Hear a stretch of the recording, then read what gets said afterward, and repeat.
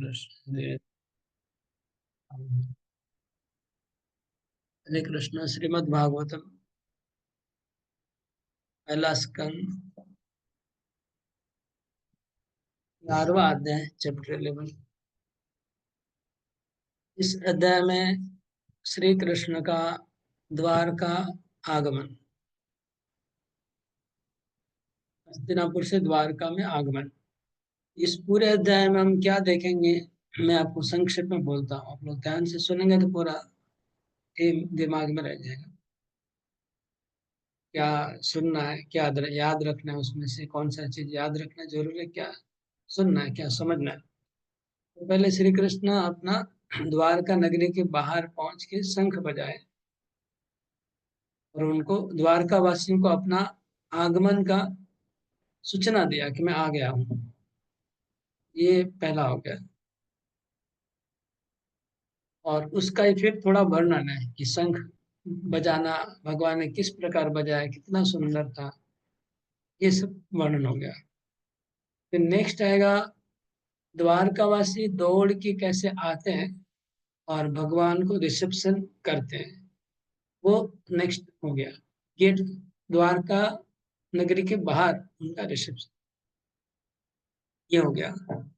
उसके बाद का वर्णन होगा कि द्वारका नगरी को कैसे सजाया गया था भगवान के रिसेप्शन में, तो उसका सजावट का वर्णन है। उसके बाद द्वारका नगरी के राजमार्ग के ऊपर, महामार्ग के ऊपर जब कृष्ण चलते हैं तो उसका वर्णन, कैसा भगवान चल रहे थे उसकी शोभा का वर्णन। फिर भगवान के परिवार वाले, बाकी लोग सब भगवान को किस प्रकार स्वागत करने के लिए दौड़ के आए, उनका वर्णन। उनकी दौड़, व्याकुलता, कैसे व्याकुल होकर के मिल रहा है भगवान। फिर भगवान ने किसके साथ कैसा कैसा रेसिप्रोकेशन किया, इसका वर्णन आएगा। पब्लिक के साथ क्या रिस्पॉन्स किया, पिता के साथ कैसा, माताओं के साथ कैसा, पत्नियों के साथ कैसा, बच्चों के साथ कैसा, उस सब का वर्णन आएगा। इसके बाद भगवान अपने घर के अंदर प्रवेश करेंगे और पहले माताओं से मिलेंगे, तो माताओं के साथ उनका प्रेम का आदान प्रदान। उसके बाद भगवान अंतर महल में जाएंगे और रानियों से मिलेंगे, तो रानियों के साथ उनका कैसा आदान प्रदान, वो लास्ट में वर्णन होगा। इस तरह से भगवान द्वारका के गेट से लेके अंतर महल तक पहुंचने तक का वर्णन आएगा। लास्ट में भगवान का उनकी पत्नियों के साथ जो संबंध था, वो संबंध कैसा था, आध्यात्मिक संबंध था, चिन्मय था, उसका सुखदेव गोस्वामी कुछ कमेंट करेंगे कि भगवान किस प्रकार अपनी पत्नियों के साथ रहते थे, लेकिन वो किसी भौतिक भगवान उनके द्वारा प्रभावित नहीं थे, वो भगवान स्वतंत्र थे। ये वर्णन लास्ट में है। तो ये पूरे अध्याय का संक्षेप में ओवरव्यू है। तो आप सुनेंगे तो पूरा अध्याय का लगभग आपको आइडिया लग गया कि क्या है। अभी हम शुरू करते हैं टेक्स्ट 1 से।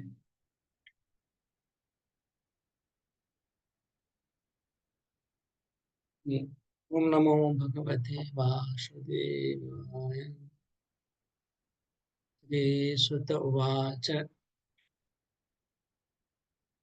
आनर्तान् स उपव्रज्य स्वृद्धान् जनपदान् स्वकान् दद्मोदरवरं तेषां विषादं शमयन्निव। अनुवाद पढ़िए मोहन बजाज। श्रील सूत गोस्वामी ने कहा, अनंतों के देश के नाम से विख्यात अपनी अत्यंत समृद्ध राजनगरी द्वारिका के निकट पहुंचकर श्री भगवान ने अपना आगमन उद्घोषित करने तथा निवासियों की निराशा को शांत करने हेतु अपना शुभ शंख बजाया। ओके, तो मैं ना हर श्लोक के ऊपर जो प्रश्न है वो ऑलरेडी मैंने लिखा हुआ है, और इस प्रश्न को देख के हम आगे चर्चा करते जाएंगे। तो इस श्लोक पे जो प्रश्न है वो है कि भगवान ने जो शंख बजाया, हाँ, उसका प्रभाव कैसा पड़ा। हाँ, और शंख बजाने का महत्व क्या है, व्हाट इज सिग्निफिकेंस। हाँ, महिमा क्या है बजाने की, और उसका पर्पस क्या था बजाने का, और उसका द्वारका वासियों के ऊपर कैसा प्रभाव पड़ा शंख का। ये तीन चीजें बताना है इसमें से। तात्पर्य पढ़िए। तात्पर्य। कुरुक्षेत्र युद्ध के कारण श्री भगवान अपनी समृद्ध राजनगरी द्वारिका से दीर्घ काल तक बाहर रहे, जिससे नगर निवासी उनके वियोग के कारण विषाद से ग्रस्त थे। जब श्री भगवान पृथ्वी पर अवतरित होते हैं तब उनके नित्य पार्षद भी उनके साथ आते हैं, जिस प्रकार राजा के साथ उसका पूरा दल चलता है। श्री भगवान के ऐसे पार्षद नित्य मुक्त आत्मा होते हैं और वे आध्यात्मिक स्नेह के कारण क्षण भर भी श्री भगवान का विक्षोभ सहन नहीं कर पाते हैं। इस प्रकार द्वारका नगरी के निवासी खिन्न थे और किसी भी क्षण होने वाले श्री भगवान के आगमन की प्रतीक्षा में थे। अतः शुभ संघ की उद्घोषक ध्वनि अत्यंत उत्साहवर्धक थी और इस ध्वनि से उनकी खिन्नता का समन हुआ। वे सब श्री भगवान को अपने बीच देखते हुए अत्यंत इच्छुक थे और वे सभी उनका ठीक से स्वागत करने हेतु चौकन्ने हो गए। ये श्री भगवान के प्रति प्रगाढ़ प्रेम के लक्षण हैं। तो यहाँ पर शंख बजाने का उद्देश्य, अगर आप थोड़ा सोचेंगे तो समझ में आएगा कि द्वारकावासी भगवान के नित्य पार्षद थे। भगवान बहुत देर से बाहर गए हुए थे, तो वो लोग शोक में डूबे हुए थे और बहुत दुखी थे, खिन्न हो गए थे कि कृष्ण कब आएंगे कब आएंगे। तो उनके विरह में द्वारकावासी इतने दुखी थे कि और विलंब होने से उनको दिक्कत हो जाएगा, इसलिए भगवान ने गेट के पास पहुंच के ही द्वारका नगरी के बाहर ही शंख बजाया और उनको इंडिकेशन दिया कि मैं आ गया हूँ, मैं पहुंच गया हूँ। उनका विरह को तुरंत कम करने के लिए भगवान ने शंख बजाया। उनको लगे कि ना भगवान आ चुके हैं, अभी आपको ज्यादा विरह, उनको फिर वो दौड़ के जैसे ही भगवान का शंख सुना वो लोग, उनका उनसे क्या हुआ, उनका उनका दुख दूर हो गया। उनका इफेक्ट क्या हुआ, उनका जो भगवान का विरह का दुख दूर हो गया। ये था। उनको एंकरेजमेंट मिला, उत्साह मिला। Heralding of counsel was very encouraging, उत्साह था। और apparently sound pacified their dejection, उनके दुख को सांत्वना मिली शंख की ध्वनि से। और ये था, they were still more aspiring to see the Lord. तो उनका दुख तो चला गया, लेकिन उनको भगवान को अपनी आंखों से देखना चाहते थे। खाली साउंड से पहले भगवान, शब्द रूप में पहले भगवान का उपलब्धि हुआ, अभी साक्षात दर्शन करने की इच्छा है। इसलिए वो लोग दौड़ के भगवान की तरफ दौड़ते, आगे आगे आएंगे।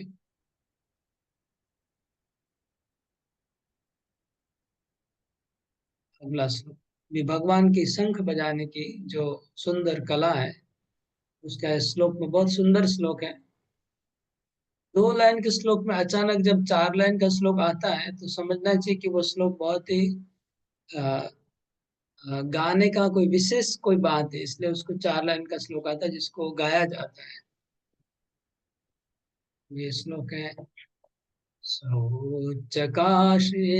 धवलोदरोदरो प्युरुक्रमस्यादर्शोणशोभिमानायमान करकञ्जसम्पुटे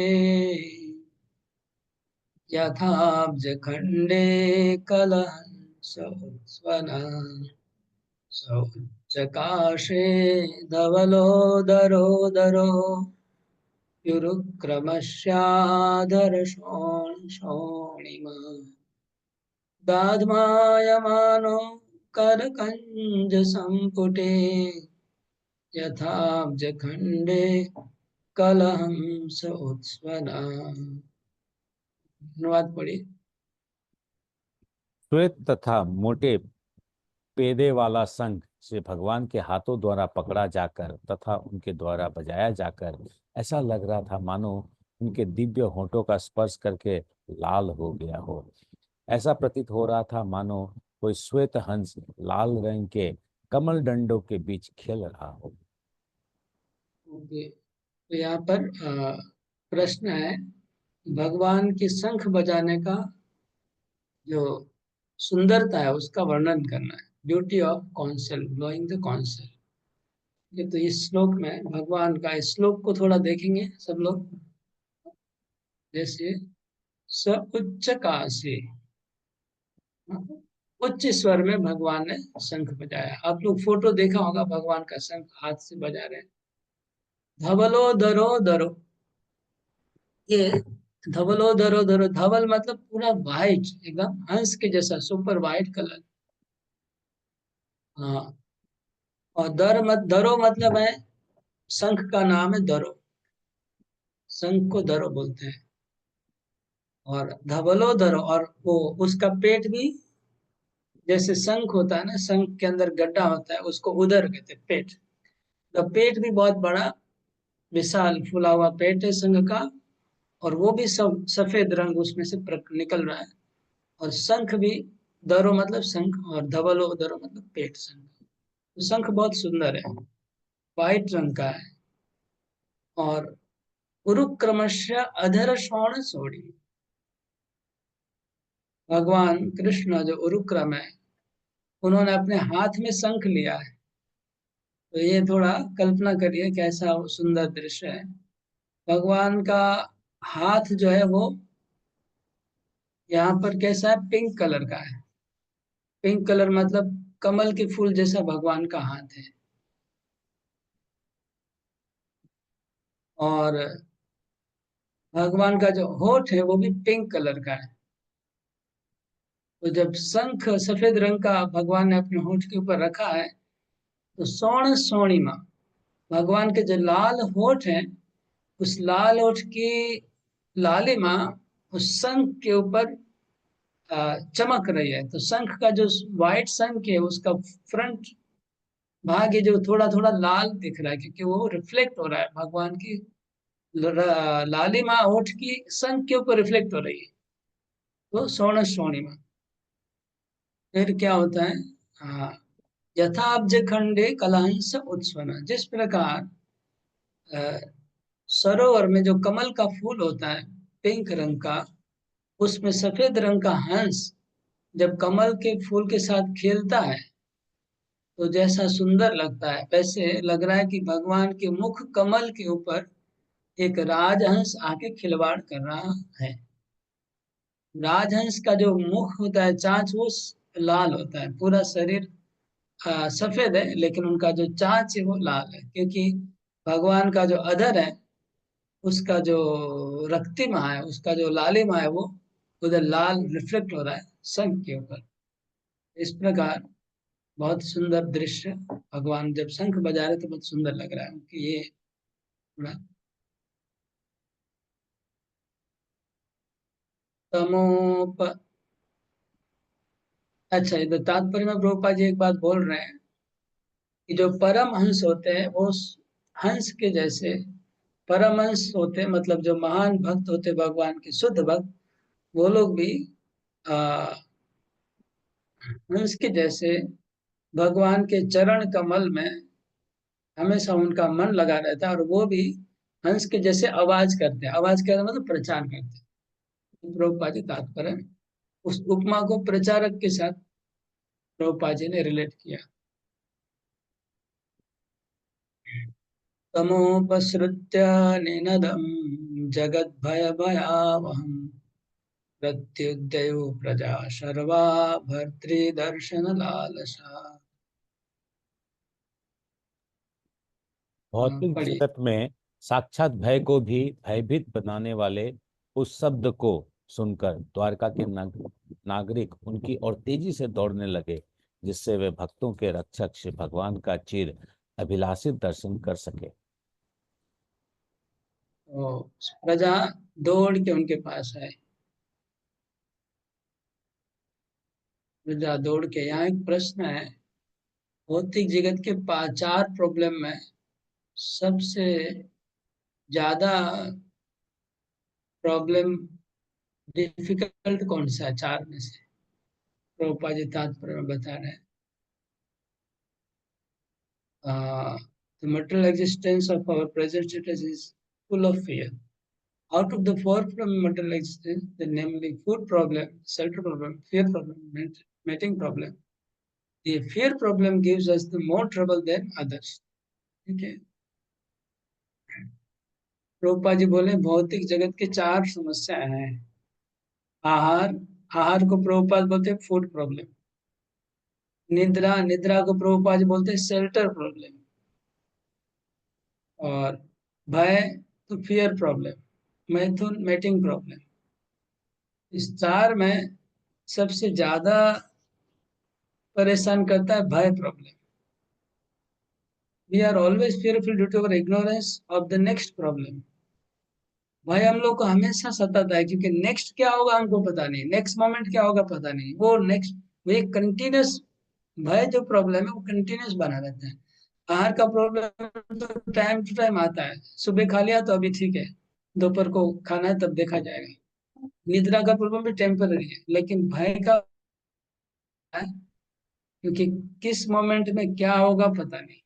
तो ये भय हमेशा हावी करके रखता है सब जगत को। तो the whole material existence full of problems. क्योंकि हम लोग माया शक्ति से जुड़े हुए हैं, इसलिए सारा प्रॉब्लम है, भय है। इसका उपाय है हरि नाम जप, हरे कृष्ण महामंत्र जप करेंगे, माया से दूर हटेंगे। भगवान का इंटरनल एनर्जी, स्पिरिचुअल एनर्जी से हम अगर हम कनेक्शन बनेगा, मटेरियल एनर्जी से आत्मा का जैसे ही कनेक्शन बनता है तो भय शुरू हो जाता है। एक श्लोक है, भयम द्वितीयापि निवेशतः स्यात्। तो मटेरियल एनर्जी से आत्मा का जैसे संपर्क होता है भय शुरू होता है। अगर स्पिरिचुअल एनर्जी से हमारा संपर्क बढ़ता रहेगा तो भय दूर जाएगा।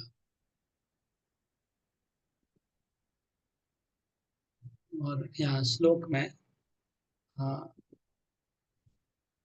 तमुपसृतन जगत भय भया हो, वो जो शंख का ध्वनि था तो जगत के भय को भी भय देने वाला था। भगवान की शंख नाद कैसा था? जगत का भय, जगत का भय मतलब जन्म मृत्यु जरा व्याधि का जो भय है, वो भय को भी भय देने वाला शंख था। सब प्रजा दौड़ के भगवान का रिसेप्शन करने आए। तो नेक्स्ट श्लोक से मधुरीला माते पढ़िए, मैं अन्य श्लोक पढ़ लेता हूँ। तत्रोपनीत बलयो रवेर्दीपम विवादृता आत्मारामं पूर्णकामं निजलाभेन नित्यदा प्रत्युत्फुल्लमुखा प्रोचो हर्षगदगदया गिरा पितरं शर्वशुहृदं कवितारम् इवार्भका तत्रोपनीतबलयो रवेर्दीपमिवादृता आत्मारामं पूर्णकामं निजलाभेन नित्यदा विद्युत्फुल्लमुखा प्रोचो हर्षगद्गदया गिरा पीतरं शर्वशुहृदम् अवितारमिवार्भका। अनुवाद। सारे नागरिक अपनी अपनी भेंटें लिए हुए भगवान के सम्मुख आए और उन्हें उन परम संतुष्ट तथा आत्मनिर्भर भगवान को अर्पित किया, जो अपनी निजी शक्ति से अन्यों की आवश्यकताओं की निरंतर पूर्ति करते रहते हैं। ये भेंटें सूर्य को दिए गए दीप दान जैसी थी। फिर भी सारे नागरिक भगवान के स्वागत में ऐसी आह्लादमयी भाषा में बोलने लगे, मानो बच्चे अपने अभिभावक तथा पिता का स्वागत कर रहे हैं। तो सुखदेव गोस्वामी बहुत सुंदर, जिस प्रकार वृंदावन के भक्तों का प्रेम का वर्णन आता है, इसी प्रकार द्वारका के भक्तों का जो प्रेम है भगवान के प्रति, उसको बहुत सुंदर वर्णन कर रहे हैं।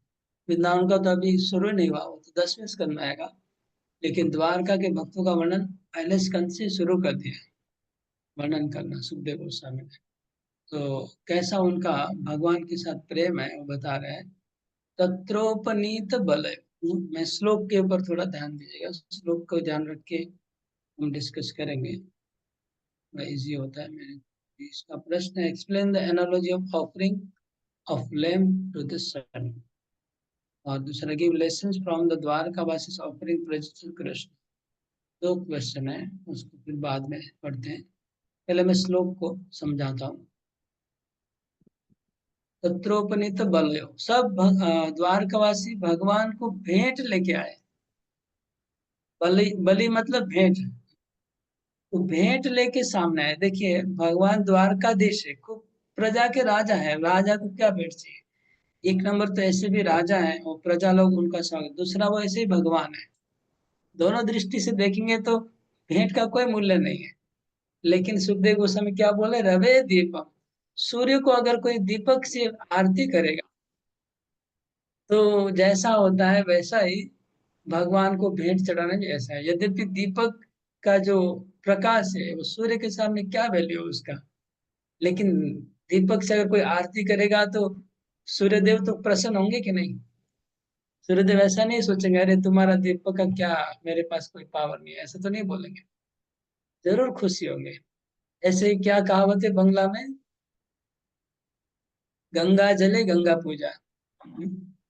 तो गंगा जले गंगा पूजा, अगर कोई स्नान करने गया और एक अंजलि में पानी भरा और बोले माँ गंगाए नमः, जमुनाए नमः, ऐसे पानी डालता है, उसी पानी से गंगा की पूजा की जा सकती है, कोई प्रॉब्लम नहीं है। तो रवे दीपम विवादृता एक था। उसके बाद लिखा है, आत्मा रामम पूर्ण कामम निज लाभे न नित्यदा। किसको भेंट अर्पण कर रहे हैं, जो आत्मा राम है, मतलब जिसको कुछ नहीं चाहिए बाहर से, और पूर्ण काम, जिनकी सारी इच्छाएं पूर्ण हो चुकी है। निज लाभ है ना नित्यदा, सर्वदा भगवान आत्माराम है, सर्वदा उनकी सारी इच्छाएं पूर्ण हो चुकी है। और निज लाभ है ना, इसका तात्पर्य मेरे को समय नहीं मिला पढ़ने का, कमेंट्री आचार्यों का, लेकिन निज लाभ है ना नित्यदा, उनको जो चाहिए वो सबसे प्राप्त है, वो पूर्ण काम में आ जाता है। तो तीन विशेषण दिया, जिनको एक नंबर तो जिनको कुछ चाहिए नहीं और सब कुछ मिल चुका है और अपने आप में ही संतुष्ट है, उनको उन्होंने भेंटे चढ़ाई भगवान को। ये तो भगवान का महिमा बताया। और प्रीति उत्फुल्ल मुखा, मतलब भगवान से कैसे मिले, प्रेम से उत्फुल्ल मुखा, जैसे कमल का फूल खिलता है सूरज को देख के, ऐसा हम सुना है कि सूरज उगने से कमल का फूल खिल जाता है। ऐसे ही भगवान को देख के उनके मुखड़े सब खिल गए थे और हर्ष गदगदाया गिरा, हर्ष गदगद हो गए और गदगद वाणी से भगवान की प्रार्थना करने लगे। जैसे पितरम सर्व सुहृदम, जैसे पिता, बालक अपने पिता को जैसे प्रेम से स्वागत करता है, ऐसे प्रजा के लिए कृष्ण पिता के जैसे ही थे, द्वारकावासी के जैसे। यद्यपि सर्व सबके सुहृद है वो, अभी तारम इवार भुका, जैसे एक छोटे शिशु जो 1 साल का 2 साल का बच्चा है, उसके जैसे गार्जियन के ऊपर कितना डिपेंडेंट होता है, इस प्रकार प्रजा भगवान कृष्ण के ऊपर डिपेंडेंट है, द्वारका की प्रजा। ये भी एक प्रकार का रस है, द्वारका वासियों का ये जो भक्ति है, ये भी एक प्रकार का, 5 प्रकार के रस में ये भी एक प्रकार का रस है, जिसमें भगवान को हमेशा अपने पिता के जैसे प्रेम कर रहे हैं द्वारकावासी। तो अगर किसी को द्वारकावासी बनना है तो वो बन सकता है।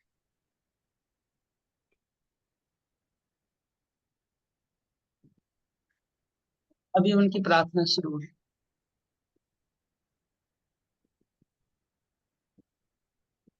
गोलोक का 3 पार्ट है ना, द्वारका, मथुरा और वृंदावन।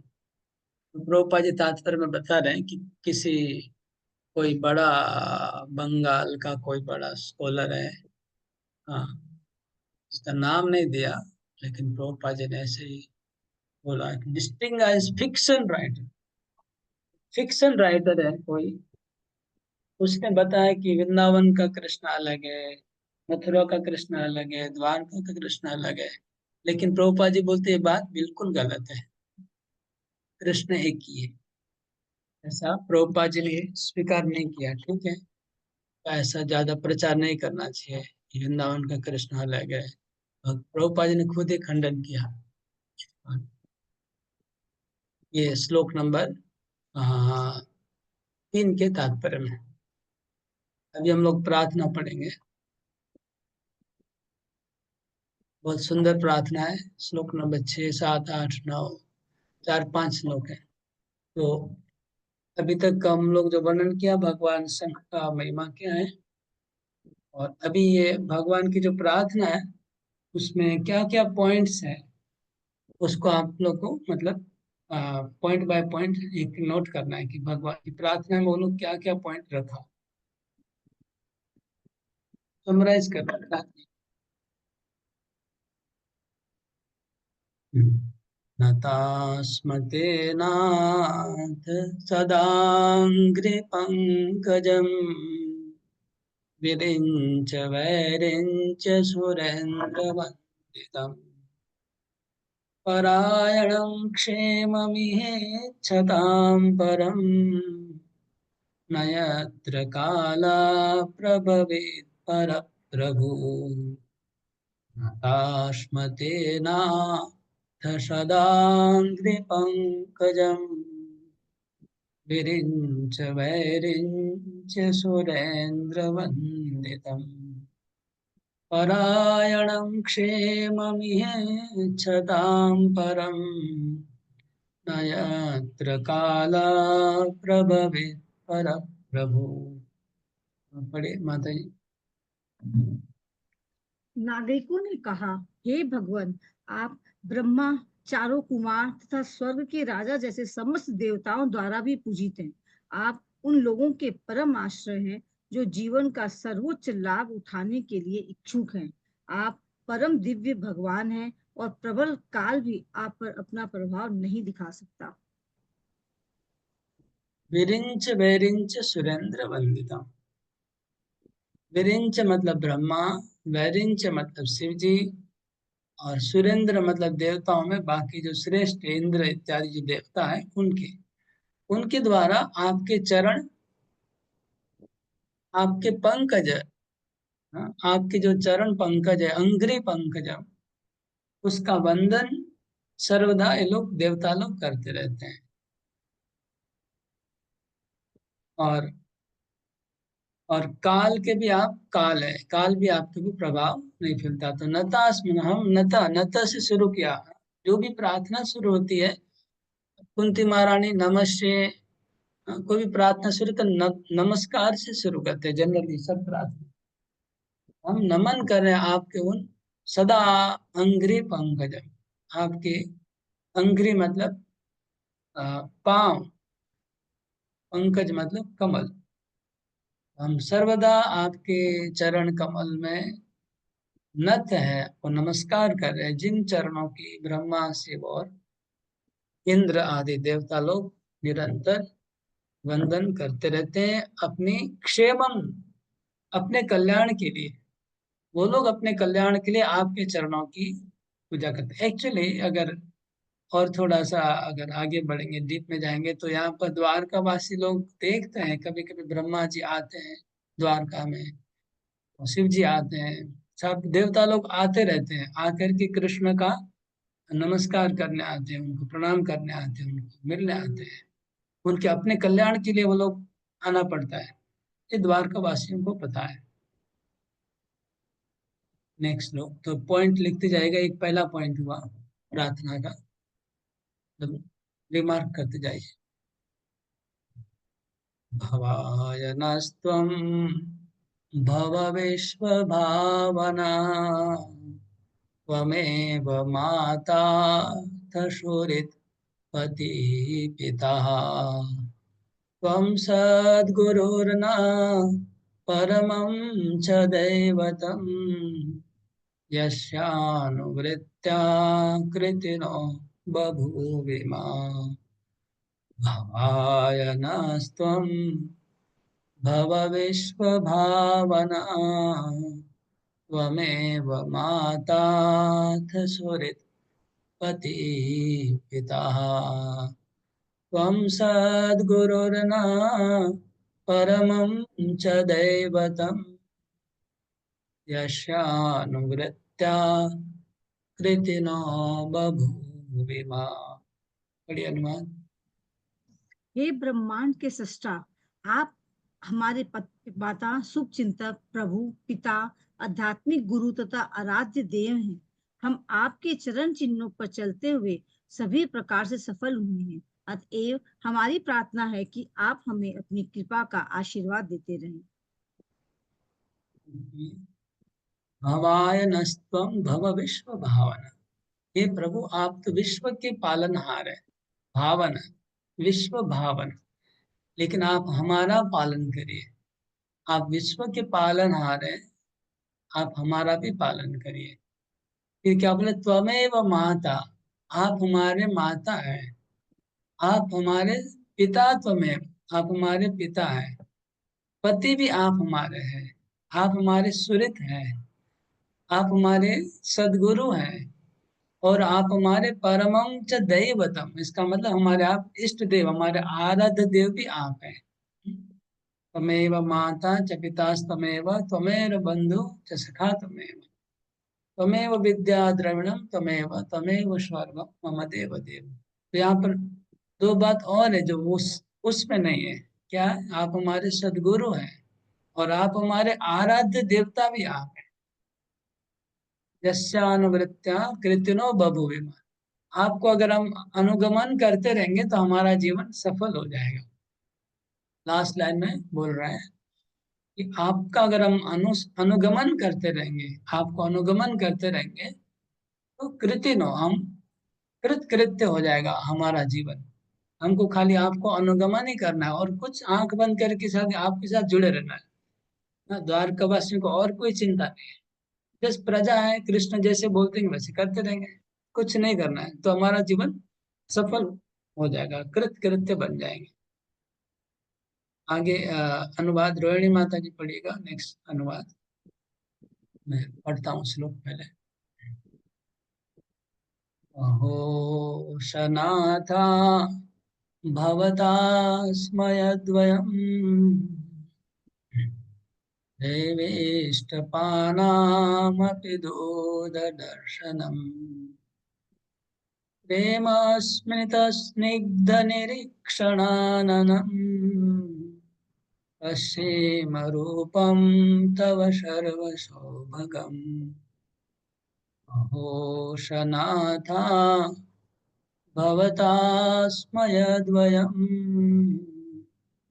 देवेष्टपानामपि दूरदर्शनम् प्रेमास्मित स्निग्धनिरीक्षणाननम् पश्येम रूपं तव सर्वसौभगम्। हरे कृष्ण प्रभु जी, दंडवत प्रणाम। अहो, यह तो हमारा सौभाग्य है कि आज पुनः आपकी उपस्थिति से हम आपके संरक्षण में आ गए, क्योंकि आप स्वर्ग के निवासियों के यहाँ भी कभी कभी जाते हैं। आपके स्मित मुख को देख पाना हमारे लिए अब संभव हो सका है, जो स्नेह चितवन से पूर्ण है। अब हम आपके सर्व सौभाग्यशाली दिव्य रूप का दर्शन कर सकते हैं। हरे कृष्ण। अहो सनाथा भवता, अब हम सनाथ हो गए। अब हम लोग को अनाथ लग रहा था। आप जब बाहर गए थे तो हम लोग को लग रहा था हम अनाथ हो गए, हमारे नाथ कहाँ चले गए। अहो सनाथा भवता स्मयद्वयम् त्रैविष्टपानाम अपि दूरदर्शनम्। त्रैविष्टपा, त्रैविष्टपा मतलब तीनों लोकों के जो स्वामी हैं, इंद्र, चंद्र, वरुण, ब्रह्मा, जो ये एक एक जो लोक है, लोकों के जो स्वामी हैं, उनके लिए भी दूरदर्शन। वो भी आपको नजीक से दर्शन नहीं कर सकते, दूर से ही दर्शन कर सकते हैं। उनके लिए भी आप दुर्लभ हैं, दूरदर्शनम है। हाँ, वो लोग जैसे पिछले श्लोक में आया था, मैं बोला कि वो लोग आते रहते हैं दर्शन करने को द्वारका में, और उनको कभी कभी दर्शन नहीं मिलता है, कभी वापस जाना पड़ता है, कभी दूर से दर्शन करना पड़ता है। कभी तो भगवान आप कभी कभी चले जाते हैं इधर उधर, तो हम लोग को बहुत हमारे लिए आप दर्शन आपका दुर्लभ हो जाता है, हम लोग के लिए भी और उनके लिए भी दुर्लभ है। लेकिन हम कितने भाग्यवान है, सर्व सौभगम भाग्यवान है, प्रेम स्मित स्निग्ध निरीक्षणाननम पश्येम रूपम तव सर्व सौभगम। हम आपका इस सुंदर रूप का दर्शन कर पा रहे हैं, ये हमारा परम सौभाग्य है। तो आपका दर्शन, भगवान का रूप कैसा है, सर्व सौभगम, मतलब जिस रूप में सारे सौभाग्य, सर्व प्रकार का सौभगम, सौभगम का अर्थ प्रभुपाद जी ने दिया है auspicious, सब प्रकार का सौभाग्य पवित्रता जिसमें भरा हुआ है, ऐसा भगवान का रूप है। सर्व सौभगम, सब सौभाग्य से भरा हुआ आपका सुंदर रूप है। रूप का वर्णन कर रहे हैं, प्रेम स्मित निरीक्षण आनंद, उनका जो आनंद, उनका जो मुखड़ा है भगवान का, उस मुखड़े के ऊपर प्रेम भरी चितवन और स्नेह भरी चितवन, प्रेम स्मित स्निग्ध निरीक्षण,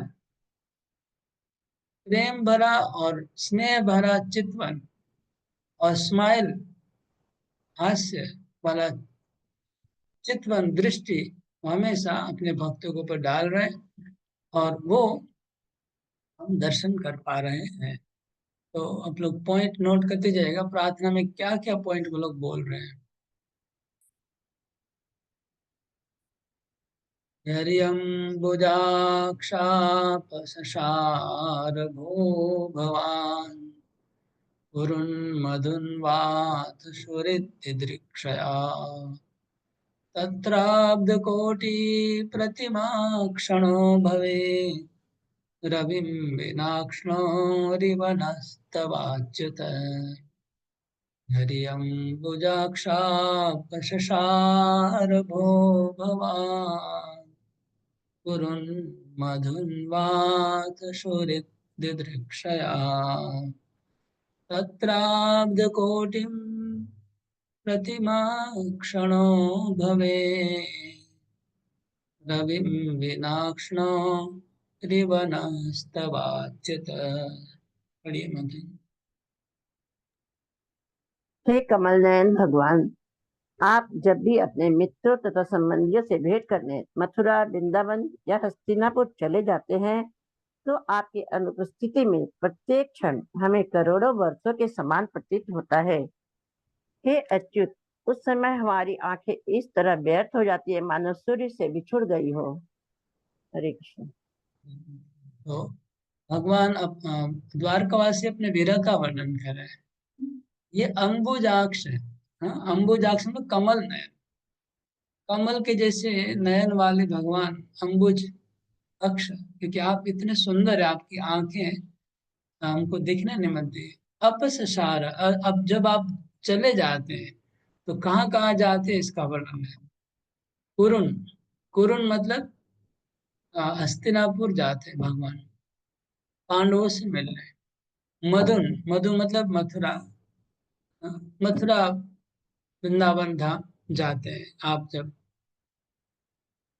वह अथवा सुरित, और अपने सुरितों को देखने जाते हैं। जैसे भगवान बहुलाश्व को आ, और श्रुतदेव को मिलने गए थे। आप द्वारका का लीला में आएगा कि भगवान श्रुतदेव और बहुलाश्व राजा इतना अच्छा था, मिथिला नगरी का राजा जनक महाराज, तो जनक की नगरी में कृष्ण 6 महीना रहे, जहाँ रामचंद्र का विवाह हुआ, सीता माता का जहाँ जन्म हुआ, उस नगरी में कृष्ण 6 महीना जाके रहे, और पूरे मिथिला वासियों को भगवान ने बहुत प्रेम दिया 6 महीना रह के। इसका वर्णन है द्वारका खंड में।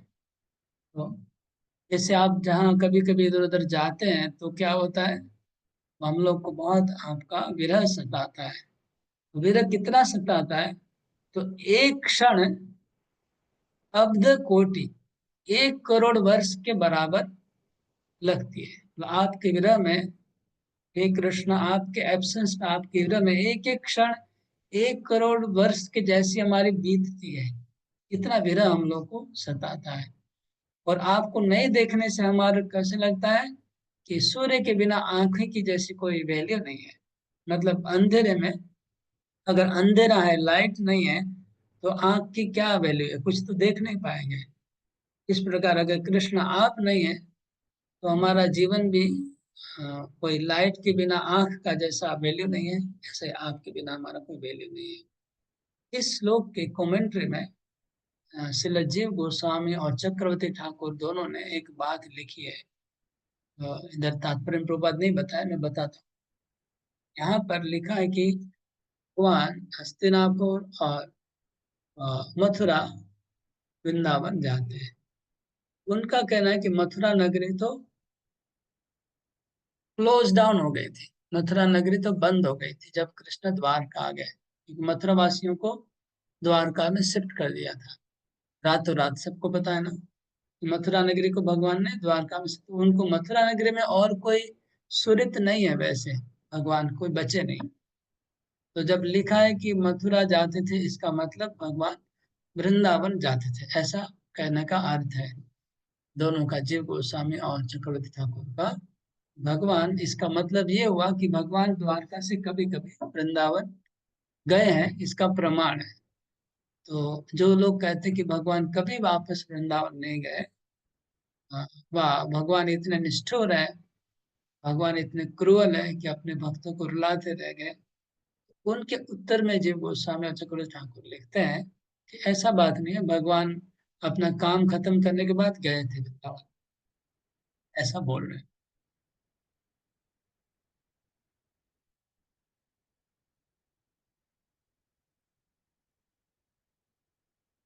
गए थे मतलब जाना आना करते थे, जाते थे और आते थे।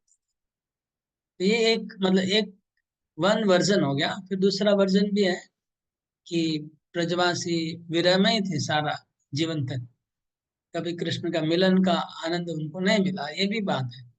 तो वो अचिंत है, वो आगे चर्चा हम लोग बृहद भागवत में ऑलरेडी चर्चा कर चुके हैं कि कैसे दोनों बात एक साथ हो सकती है। विरह भी और मिलन दोनों एक साथ चल रहा है ब्रजवासियों का, वो बात हम लोग पहले पढ़ चुके हैं और अभी उसका स्कोप नहीं यहाँ पर। भागवतम के जब 10वें स्कंद की चर्चा हुई तब हमने डिटेल में इस चर्चा कर चुके हैं ऑलरेडी इस बात के ऊपर। खाली यहाँ पर एक बार रिमाइंडर दे दिया, ये बात हम लोग पहले चर्चा हो चुकी है आगे। और एक प्रार्थना है, टोटल 10 श्लोक का है, 4 श्लोक है, 6 से 10। कथं वयं नाथ चिरोषिते त्वयि प्रसन्नदृष्ट्याखिलतापशोषणम् जीवेम ते सुन्दरहासशोभितम् अपश्यमानावदनं मनोहरम्। कथं वयं नाथ चिरोषिते त्वयि प्रसन्नदृष्ट्याखिलतापशोषणम् जीवेम ते सुन्दरहासशोभितम् अपश्यमानावदनं मनोहरम्। इति चोदिरादिता वाचा प्रजानां भक्तवत्सल शृण्वानुग्रहं दृष्ट्या वेतवन आविशत्पुरम्। अनुवाद पढ़िए। हे स्वामी, यदि आप सारे समय बाहर रहते हैं तो हम आपके उस मनोहर मुखमंडल को नहीं देख पाते जिसकी मुस्कान हमारे सारे कष्टों को दूर कर देती है। भला हम आपके बिना कैसे रह सकते हैं। उनकी वाणी सुनकर प्रजा तथा भक्तों पर अत्यंत दयालु भगवान ने द्वारकापुरी में प्रवेश किया और उन सबों पर अपनी दिव्य दृष्टि डालते हुए उनका अभिनंदन स्वीकार किया। हरे कृष्ण। हे नाथ, आप चिरोषित हैं, आप दीर्घ काल तक जब बाहर जाते हैं तो आपका विरह हम लोग को कितना कष्ट होता होगा, वो क्या बताएं, ऐसे बोल रहे हैं। आपके विरह में हम लोग को कितना कष्ट होता होगा, आपको कैसे हम समझाएं। और प्रसन्न दृष्टि, आपकी जो प्रसन्न दृष्टि है, आपका जो सुंदर हंसता हुआ मुखड़ा है और जो मनोहर है, भगवान की मुखड़ी का ही और उनकी दृष्टि का ही वर्णन ज्यादा है ना। प्रजाओं के लिए यही ज्यादा है, भगवान की प्रजा है, उनके लिए भगवान का मुखड़ा और उसके ऊपर जो सुंदर मुस्कान और उनकी दृष्टि, इसका ही वर्णन है ज्यादा। वो कैसी है? अखिल ताप शोषणम, भगवान की दृष्टि है अखिल ताप शोषण। भगवान की दृष्टि जहां भी पड़ेगी, जिसके ऊपर पड़ेगी, उसके सारे तापों को शोषण कर लेती है, ऐसी भगवान की दृष्टि है। जैसे सूर्य, जहां पर भी सूर्य का प्रकाश पड़ता है तो वो कमल खिल जाता है, वह गंदगी को खींच लेता है। तो भगवान की दृष्टि जहाँ पड़ती है, उस या चंद्रमा की जैसे रोशनी जहाँ पड़ती है, चंद्रमा, वहां पर जैसे ठंडक छा जाती है, ऐसी भगवान की दृष्टि जहाँ पड़ती है, वो इतने ठंडक छा जाएगी कि उनके सारे ताप को शोषण कर लेती है भगवान की दृष्टि। तो हम कैसे जीवे माँ, हम जिए कैसे आपके बिना, ये बोल रहे हैं। ये द्वारका देश, हम आपके बिना कैसे जी सकते हैं। इस प्रकार 3 श्लोकों में तो खाली विदा का ही वर्णन हुआ।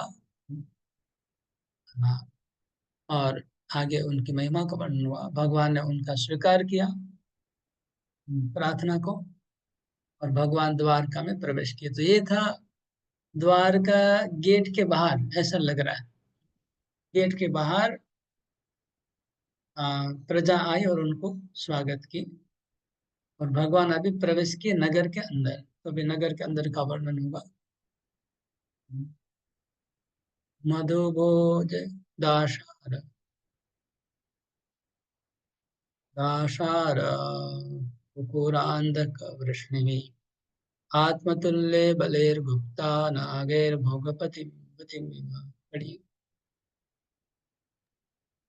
जिस प्रकार नागलोक की राजधानी भोगवती नागों के द्वारा रक्षित है, उसी तरह द्वारका की रक्षा कृष्ण के समान बलवान विष्णु के वंशजों भोज, मधु, दशहर दशहर आर्य, कुकुर, अंधक इत्यादि द्वारा की जाती थी। हरे कृष्ण। तो द्वारका नगरी में मतलब खाली ऑर्डिनरी लोग नहीं रह रहे हैं, खाली यादव नहीं है। द्वारका में कौन कौन रहता है? मधु डायनेस्टी, भोज डायनेस्टी, दशहर डायनेस्टी, अरह वंश, कुकुर वंश, अंधक और वृष्णि। वृष्णि जो है वो यादव है। इतने बड़े बड़े वंश के लोग वहां रह रहे हैं। मतलब कि जितने भी वंशों का नाम है, ये लोग कंस के, जब कंस का राज चल रहा था, जब कंस राजा बना हुआ, तो ये लोग सब मथुरा छोड़ के सारे भारत में भाग गए थे, अलग अलग जगह। मधु, दासारा, भोज, अंधक, वृष्णि, जितने भी है सब लोग पूरे भारत में जगह जगह चले गए थे। कंस का मरने के बाद, उग्रसेन राजा बनने के बाद, कृष्ण ने वापस सबको बुलाया। फिर सब लोग आके वापस अपने राजधानी में आके बसे, अपने घर वापस आए। तो द्वारका नगरी में बड़े बड़े वंश, राजवंश लोग रहते थे। ये इस श्लोक से दिख रहा है। तो नेक्स्ट अनुवाद सुधा माता जी पढ़िएगा, मैं पहले पढ़ता हूँ। अभी यहाँ से आ, यहाँ यहाँ क्वेश्चन है नेक्स्ट, श्लोक नंबर 12 का, लोग ध्यान से सुनेंगे। द्वारका नगरी का ऐश्वर्य का वर्णन है, ऑपुलेंस। कैसे द्वारका नगरी का ऐश्वर्य क्या था, ऑपुलेंस क्या था? सर्वर्तु सर्व विभव पुण्य वृक्ष लताश्रमे उद्यानोपवनारामे वृत पद्माकर श्रियम्। सर्वर्तु सर्व विभव पुण्य वृक्ष लताश्रमे उद्यानोपवनारामे वृत पद्माकर श्रियम्। पढ़िए। हरे कृष्ण। द्वारकापुरी समस्त ऋतुओं के ऐश्वर्य से पूर्ण थी। उसमें सर्वत्र आश्रम, उद्यान, पुष्पोद्यान, पार्क तथा कमलों से परिपूर्ण जलाशय थे। हरे कृष्ण। नगरी का वर्णन है, क्या क्या था उसमें। वर्णन है। सर्व ऋतु, जो 6 प्रकार की ऋतु होती है, ऐसा कभी कभी कहा जाता है कि आ, मायापुर में या वृंदावन में या द्वारका में एक साथ 6 ऋतु प्रकट रहती है। 6 ऋतु एक साथ। अब 6 ऋतु एक साथ मतलब हो सकता है एक डायरेक्शन में वसंत ऋतु होगी तो दूसरे डायरेक्शन में वर्षा ऋतु, पता नहीं कैसे होता है। या फिर जब जब जो ऋतु की सुबह एक ऋतु है, दोपहर को एक ऋतु है, ऐसा भी हो सकता है। लेकिन या फिर 6 ऋतु साल के अलग अलग समय में होगी, लेकिन सब ऋतु का वर्णन है। सब ऋतु वहां पर पूर्ण रूप से प्रकट है। द्वारका में सर्व ऋतु, सर्व विभव, सब प्रकार का वैभव है द्वारका में। पुण्य वृक्ष लता श्रम है। पुण्य वृक्ष, जितने भी पुण्य वृक्ष हैं, सारे पुण्य वृक्ष हैं, पुण्य लताएं हैं और पुण्य आश्रम है। पुण्य वृक्ष क्या होता है, प्रभुपाद जी तात्पर्य में बताते हैं, जिस वृक्ष के ऊपर मीठे खाने के जो फल लगते हैं, जिस फल को खाया जाता है, वो पुण्य वृक्ष है। और लता पुण्य कौन सी है, जिस लताओं में अच्छे फूल लगते हैं, सुगंधी फूल, वो पुण्य लता है। बहुत सा आजकल आप देखेंगे, प्रभुपाद जी ने कमेंट किया है तात्पर्य में भी, कि आजकल देखेंगे जब हम रोड पे जाते हैं मायापुर से कलकत्ता, जहीं पर पूरे इंडिया में, तो रास्ते के बीच में वृक्ष लगाते हैं। लेकिन दुर्भाग्य से ऐसे वृक्ष लगाते हैं जिस वृक्ष में कोई फूल भी नहीं होता और फल भी नहीं होता है। Most neglected, most cheapest tree, सस्ते पेड़ लगाते हैं उसको। वो पुण्य नहीं है, अपुण्य वृक्ष है वो। तो अपुण्य वृक्षों को रास्ते के ऊपर लगाए रखते हैं, चारों तरफ लगाते हैं। आजकल जो जो वृक्ष को भी लगाया जा रहा है, गवर्नमेंट की तरफ से लगाया जा रहा है, अपुण्य वृक्ष लगा रहे हैं। क्यों इतना खर्चा करते हैं? वो लोग कमिटमेंट करते हैं, हम लोग 1 लाख वृक्ष लगाएंगे, 1 करोड़ वृक्ष लगाएंगे, लेकिन सारे वृक्ष अपुण्य वृक्ष। ये अच्छा नहीं है। पुण्य वृक्ष हमारे इधर गोवर्धनी को विलेज में महाराज ने इतने पुण्य वृक्ष लगाए चारों तरफ। ऐसा कोई वृक्ष आप कभी कल्पना नहीं करते, ऐसे ऐसे वृक्ष हैं। मतलब आम के फल हैं, जैसे मधु माता ही बोल रहे थे उस दिन, इतने आम पड़ रहे थे, हम लोग खा खा के थक गए। अभी काजू के पेड़ है, तो काजू से काजू का फल गिरता है, इतना मीठा होता है, वो कोई ले नहीं रहा है, भरा हुआ है, काजू का पेड़ भरा हुआ है। कितने 400-500 लोग रहते हैं यहाँ, लेकिन फिर भी कोई लेने वाला नहीं है कि हम जाके तोड़ लेंगे, ऐसा स्वभाव ही नहीं है किसी का इधर। सबको इतना खुशी से रखा हुआ है। जैसे राजा का वर्णन होता है युधिष्ठिर महाराज का, कि प्रजा हमेशा खुशी रहती है, अभाव नहीं है प्रजा को किसी चीज का, तो फिर क्यों चोरी करेगी। तो ऐसा ही है, यहाँ काजू का वृक्ष है, कितने वृक्ष है, मेरे को तो नाम ही नहीं पता है, लेकिन सबके फल फूल लगे हुए हैं, सब पेड़ के ऊपर सुगंध आती रहती है, जहां भी चलेंगे आपको कोई सुगंध आएगी। वृक्ष लगाने चाहिए, प्रभुपाद जी यही बोल रहे हैं, पुण्य वृक्ष लगाना चाहिए ताकि पब्लिक को सब जगह फल फूल मिल जाए। और आश्रम, आश्रम का 2 अर्थ होता है, एक तो हर्मिटेज, मतलब ऋषि मुनियों के आश्रम होते हैं नदी के किनारे से। दूसरा एक आश्रम का अर्थ है गृहस्थ आश्रम, मतलब यहाँ ब्राह्मणों का पाड़ा है, क्षत्रियों का पाड़ा है, वैश्य लोग रहते हैं, सोनार लेते हैं, लोहार रहते हैं, ये भी आश्रम है। तो ये भी आ, अच्छे शहर में सब क्या बोलते हैं, सब कुछ अलॉटमेंट किया रहता है। यहाँ सोनार रहेंगे, यहाँ लोहार रहेंगे, यहाँ पर सुथार रहेंगे, यहाँ पर हाँ ब्राह्मण है, इस ये वाले ब्राह्मण, वो वाले ब्राह्मण, सब इस तरह से शहर को सजाया जाता है। और क्या है, उद्यान, जगह जगह बड़े बड़े उद्यान है। और क्या, उपवन है और आराम। 3 लिखा, उद्यान, उपवन, आराम। तीनों का अर्थ क्या है? आराम मतलब छोटा सा बगीचा, ठीक है ना, और उद्यान मतलब उससे थोड़ा बड़ा, उपवन मतलब, और उद्यान मतलब उससे भी बड़ा। तो अलग छोटे बड़े साइज के जैसे पार्क्स होते हैं, उसको लिखा है उद्यान, वन और आराम। वो चारों तरफ हैं, और पद्माकर और सरोवर है।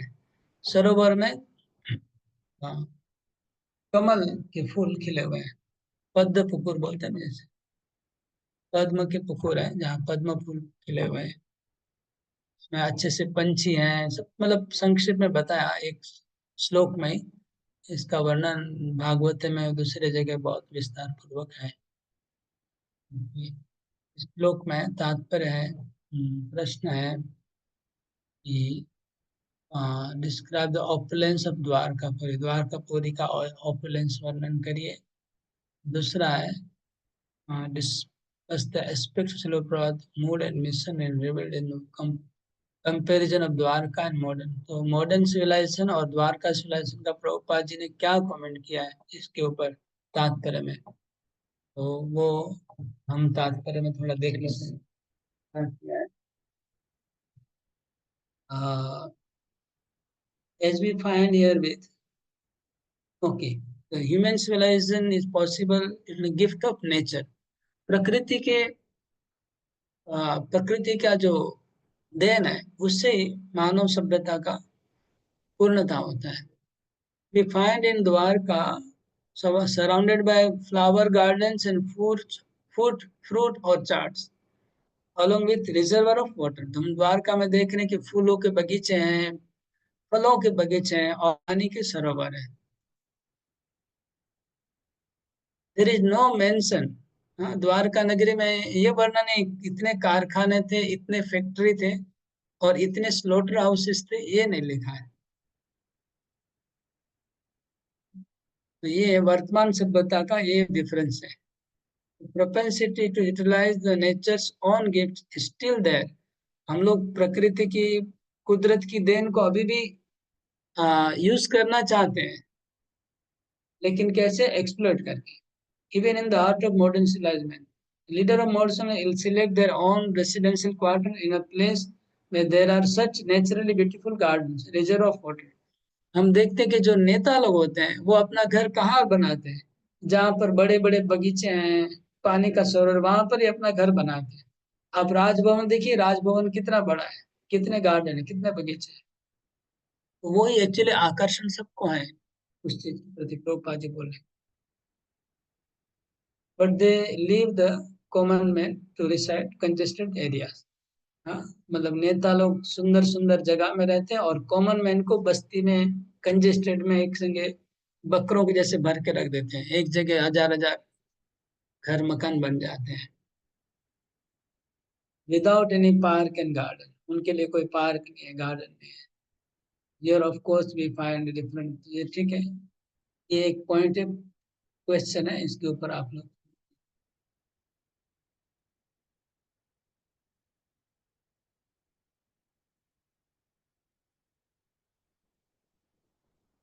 प्रभुपाद जी लिख रहे हैं। It is understood that all the people dependent on natures gifts and fruits and flower. लोग प्रकृति के फ्रूट और फूल के फल के ऊपर डिपेंड करते थे, not without industrial enterprises promoting filthy huts and slums. तो ये जो इंडस्ट्रियल सिविलाइजेशन से क्या होता है?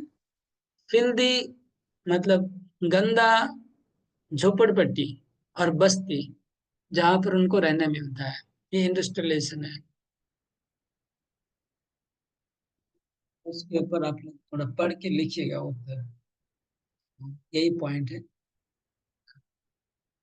और पवित्र वृक्ष और अपवित्र वृक्ष किसको कहते हैं वो भी आगे बताएंगे। तो 2-3 प्रश्न है इसके ऊपर, नेक्स्ट आगे बढ़ता हूँ। अभी वर्णन होगा। नेक्स्ट प्रश्न ये है कि द्वारका नगरी को कैसे सजाया गया था। तो इसका आप लोग नोट कर लीजिए क्या क्या पॉइंट आ रहे हैं।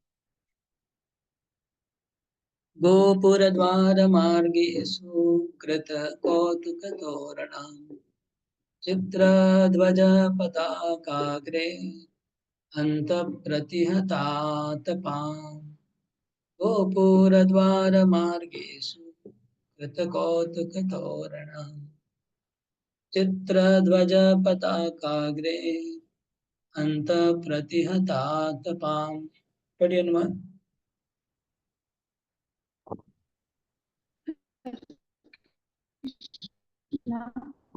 का फोन डिस्टर्ब है, रहने दीजिए। भगवान के स्वागतार्थ द्वार घरों के रहने दीजिए, फोन डिस्टर्ब है। और कोई अरुण कांति माता ही पढ़ी।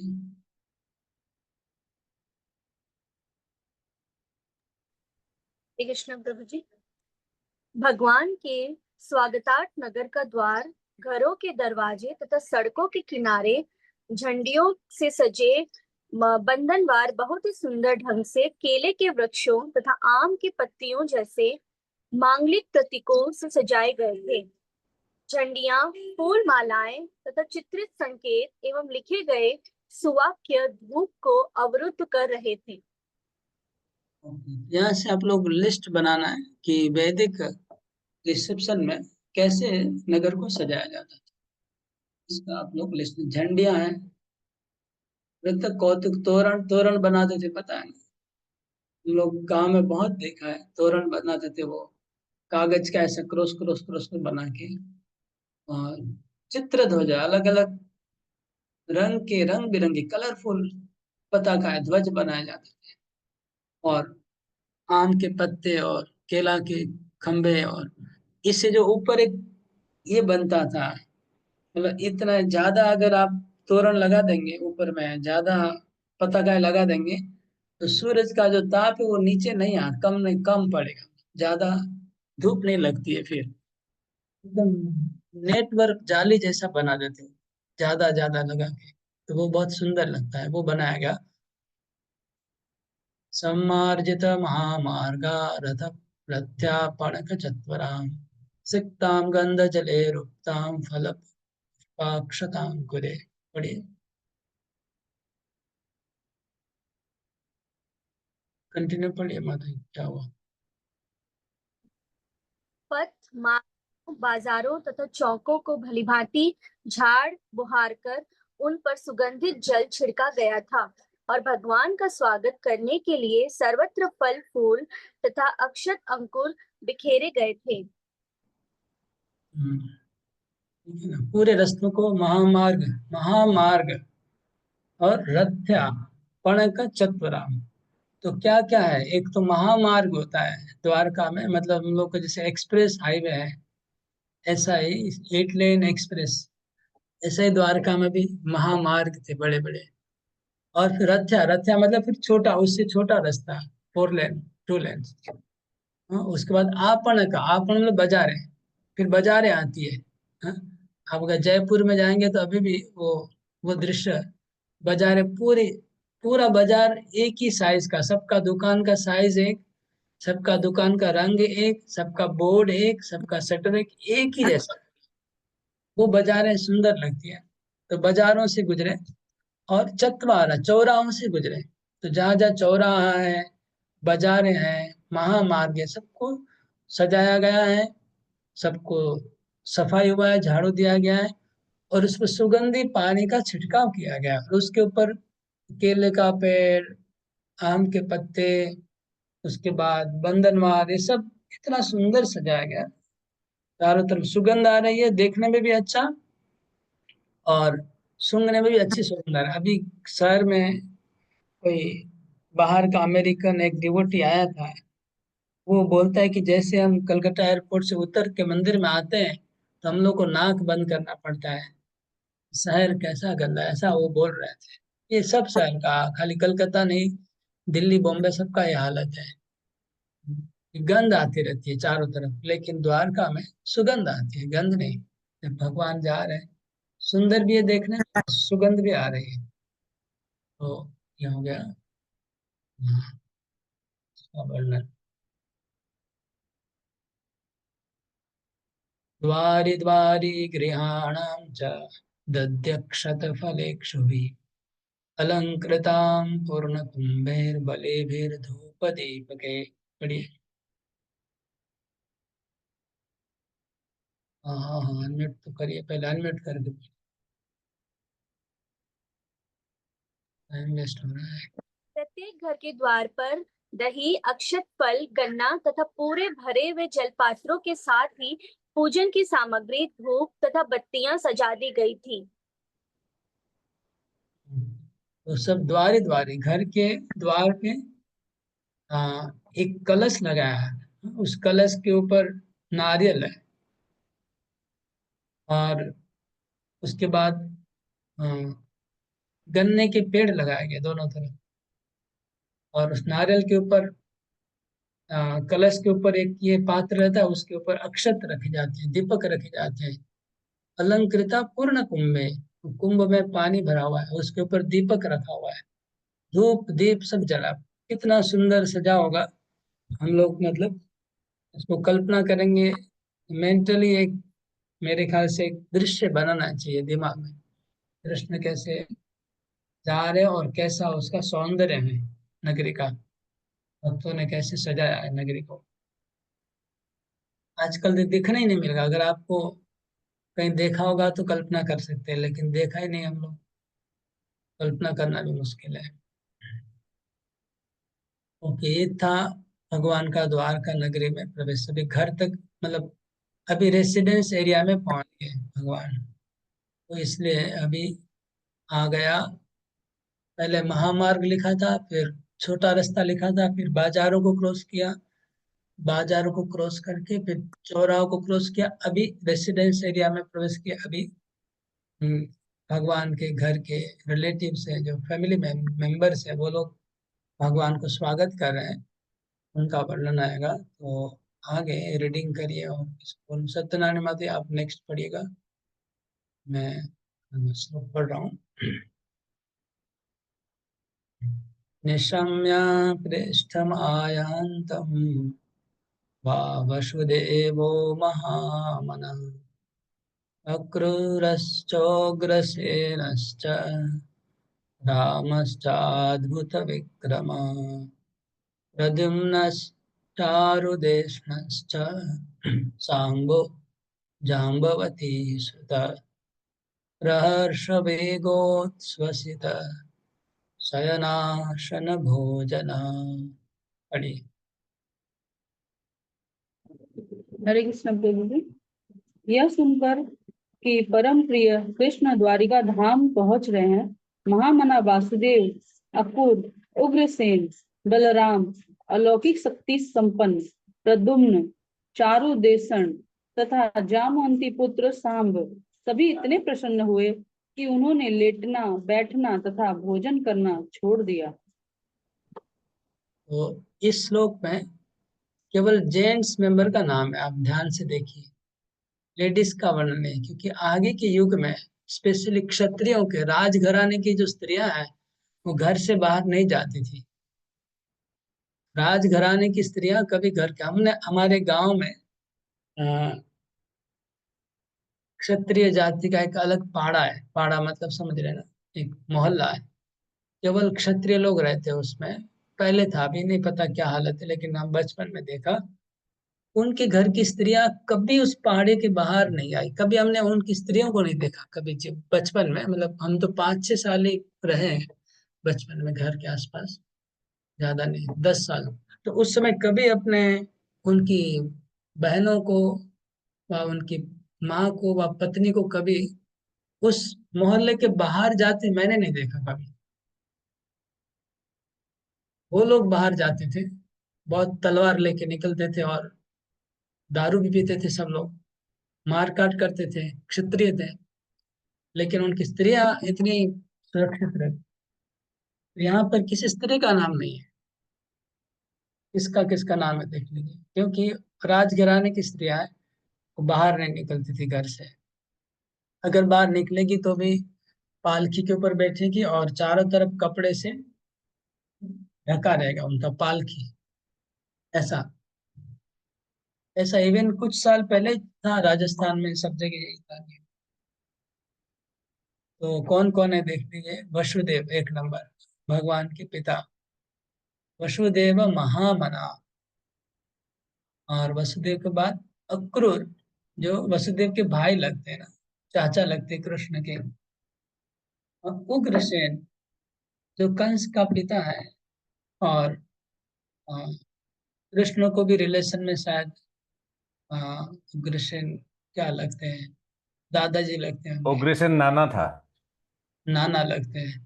ठीक है, क्योंकि देवकी का भाई है कंस, कंस का पिता है, तो देवकी के पिता के जैसे हो गए, चाचा, देवकी के चाचा या पिता जो भी हो। तो इसलिए नाना हो गए, और बलराम जी। तो कृष्ण के पिताजी और उनके चाचा जी और उनके नाना जी और उनके भाई राम, और फिर कृष्ण का पहला पुत्र प्रद्युम्न, दूसरा पुत्र चारुदेश, तीसरा पुत्र शांब। ये सब लोग, बाकी लोगों का नाम नहीं दिया, मुख्य लोगों का नाम दिया। ये सब लोग प्रहर्ष वेग, अत्यंत हर्षित होकर के, आनंदित होकर के, अति वेग से दौड़ते हुए श्री कृष्ण को आते हैं। और वो लोग ने क्या छोड़ दिया? शयन आसन भोजना। ये गोपियों के लिए भी आया है, सब जगह ये आता है। अपना शयन छोड़ दिया। जो लोग सो रहे थे अपने शया को छोड़ के भागे। जो लोग बैठे हुए थे वहां से बैठा, और कोई भोजन कर रहा था, भोजन करते थे तो बीच में भोजन को छोड़ के गए, शयन को छोड़ के गए, तो भगवान का रिसीव करने के लिए आगे बढ़ गए।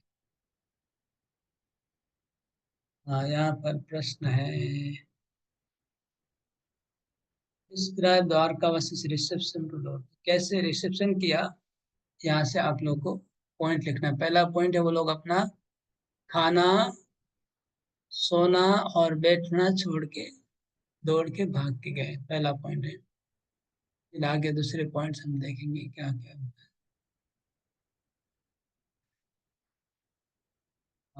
प्रभुपाद जी ने तात्पर्य में उनकी फैमिली मेंबर्स का कुछ वर्णन किया है, एक एक जन का, तो आप लोग पढ़ लीजिएगा। वसुदेव कौन है बताया गया, फिर उग्रसेन कौन है ये बताया,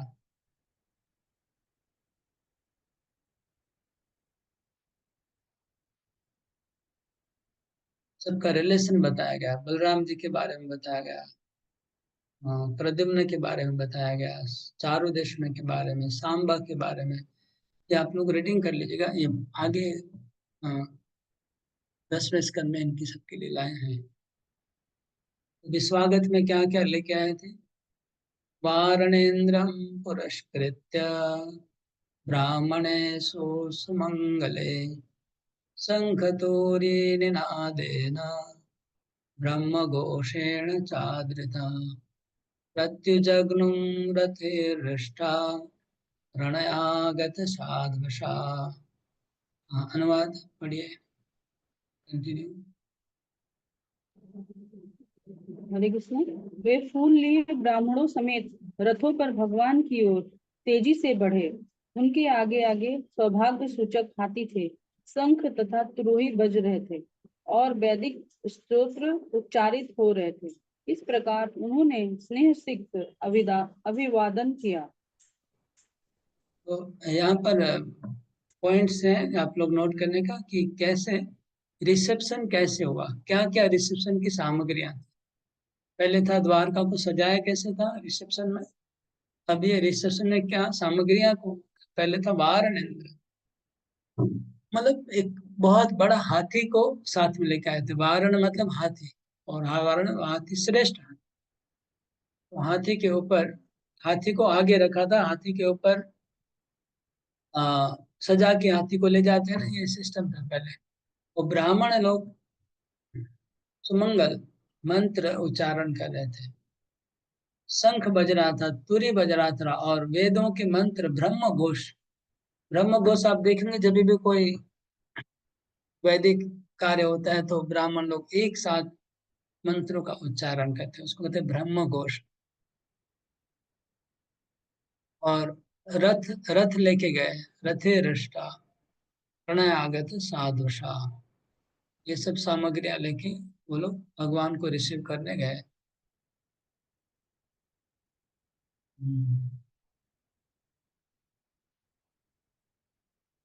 Destined toward the Lord on chariots, with Brahmanas bearing flowers.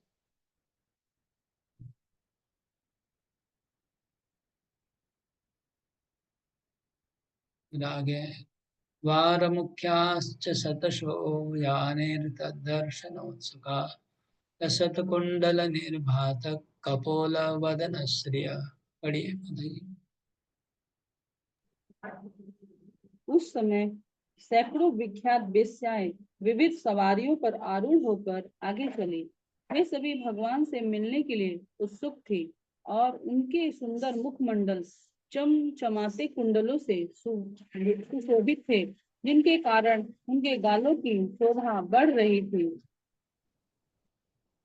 तो यहाँ पर बोलते कि सैकड़ों की संख्या में वेश्याएं, प्रसिद्ध वेश्याएं अपने आप को सजा के वो भी भगवान के स्वागत के लिए आई।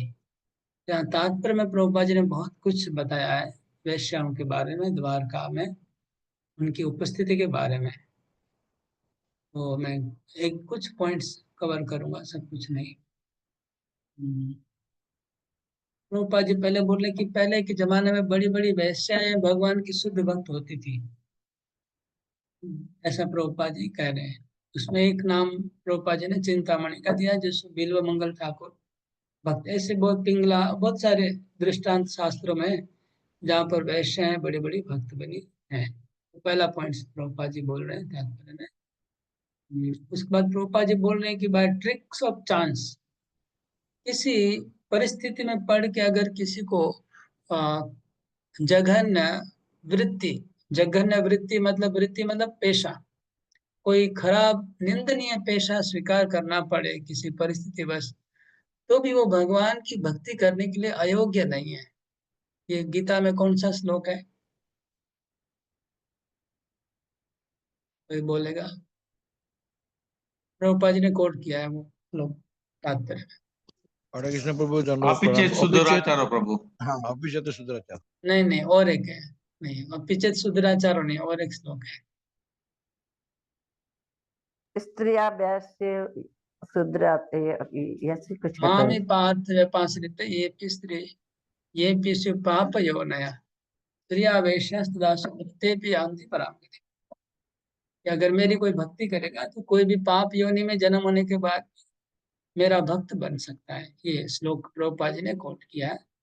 तो और अपिचेत सुदुराचारो भी ठीक है, वो भी ठीक है, चलेगा।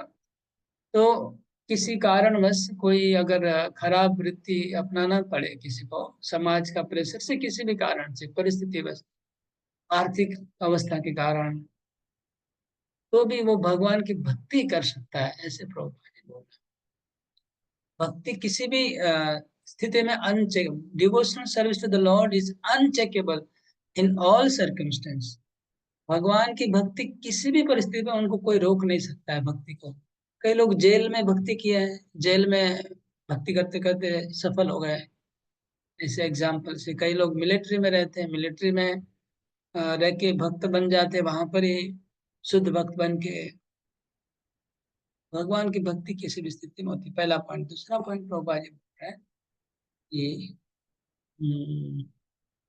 प्रभुपाद जी बोल रहे था, this means prostitutes are necessary citizens for the proper upkeep of society। Prabhupada ji कह रहे हैं कि समाज में वैश्या का होना जरूरी है। ऐसा प्रभुपाद जी क्यों ऐसा बोल रहे हैं? प्रभुपाद आके बताएंगे क्यों बोल रहे हैं। The government opens wine shops, but this does not mean that government encourages drinking wine. The idea is that there is a class of men who will drink at any cost. So it has been explained that prohibition is great cities encourage illicit smuggling of wine. Similarly, men who are not satisfied with home require such concessions. There is no prostitute then such lawmen will induce another. पाजी कह रहे हैं कि वैश्याओं की भी समाज में जरूरत है, क्योंकि कुछ लोग अगर घर में संतुष्ट नहीं है, अगर वैश्यालय में उनका काम पूरा हो जाएगा, नहीं तो समाज में उत्पात होगा, वो लोग दूसरे अच्छी नारियों को फिर डिस्टर्ब करेंगे। प्रभुपाद जी का कहना है, इसके ऊपर पॉइंट है प्रभुपाद जी का। और आगे बस 2 पॉइंट है इस तात्पर्य में। पहला पॉइंट है कि कोई चाहे किसी भी अवस्था में हो तो शुद्ध भक्त बन सकता है, अगर वैश्या भी है वो भी भक्ति कर सकता है। और दूसरा बात है कि प्रभुपाद जी बताएं कि समाज में वैश्या का भी निश्चय है। कोई क्वेश्चन है इसमें पॉइंट पे? नहीं तो आगे बढ़ूंगा।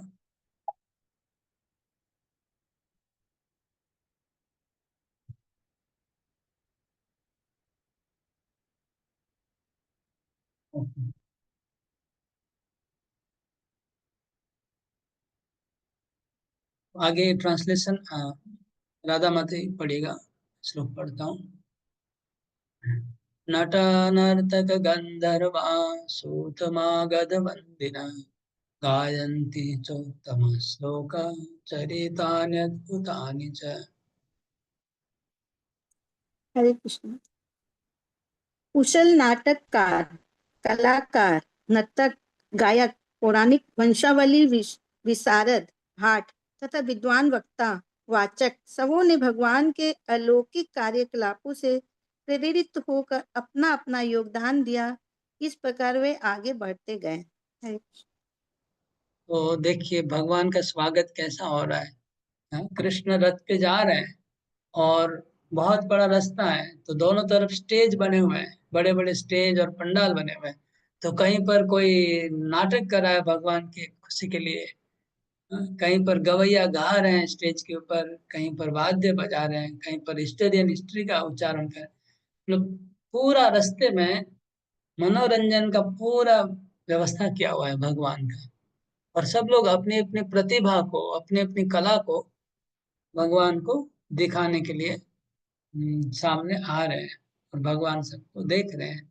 अब भौतिक जगत में हम लोग के जैसा आदमी तो, हम लोग का क्या प्रॉब्लम, हम लोग तो एक जन से ज्यादा लोगों को देख नहीं सकते हैं, एक का ड्रामा देख सकेंगे, लेकिन इतने लोग, लेकिन भगवान तो सबको देख सकते हैं, सबको सुन सकते हैं, उनके तो वो कैपेसिटी है। तो जितने भी लोग प्रेजेंट करेंगे भगवान सबका पूरा दर्शन कर सकते हैं, उनके लिए वो बाधा नहीं है। भगवांस्तत्र बन्धूनां पौराणामनुवर्तिनां यथा विद्युपसंगम्य सर्वेषामानुमादधे। हाँ, भगवान श्री कृष्ण उनके निकट गए और उन्होंने अपने समस्त मित्रों, संबंधियों, नागरिकों तथा उन समस्त लोगों को जो उन्हें लेने तथा स्वागत करने के लिए आए थे, यथा योग्य सम्मान तथा आदर प्रदान किया। तो यहाँ तक वर्णन था कि कैसे द्वारकावासी ने भगवान का स्वागत किया, 3 श्लोकों में वर्णन हुआ। तो वो आपको वर्णन करा है, द्वारकावासियों ने भगवान का स्वागत किस प्रकार किया। जैसे हाथी को लेके गए, ब्राह्मण मंत्र उच्चारण कर रहे थे, उसके बाद रथ लेके गए थे, फिर दुंदुभी, नगाड़े, शंख बज रहे थे, पेशाओं का झुंड आया था, उसके बाद नर्तक, गायक, हिस्टोरियन और सब लोग, ये वर्णन हुआ। अभी वर्णन होगा भगवान ने कैसे रिस्पॉन्ड किया 3 श्लोकों में, 21, 22, 23। भगवान ने उनका कैसे ग्रहण किया और कैसे उनका रेसिप्रोकेशन किया।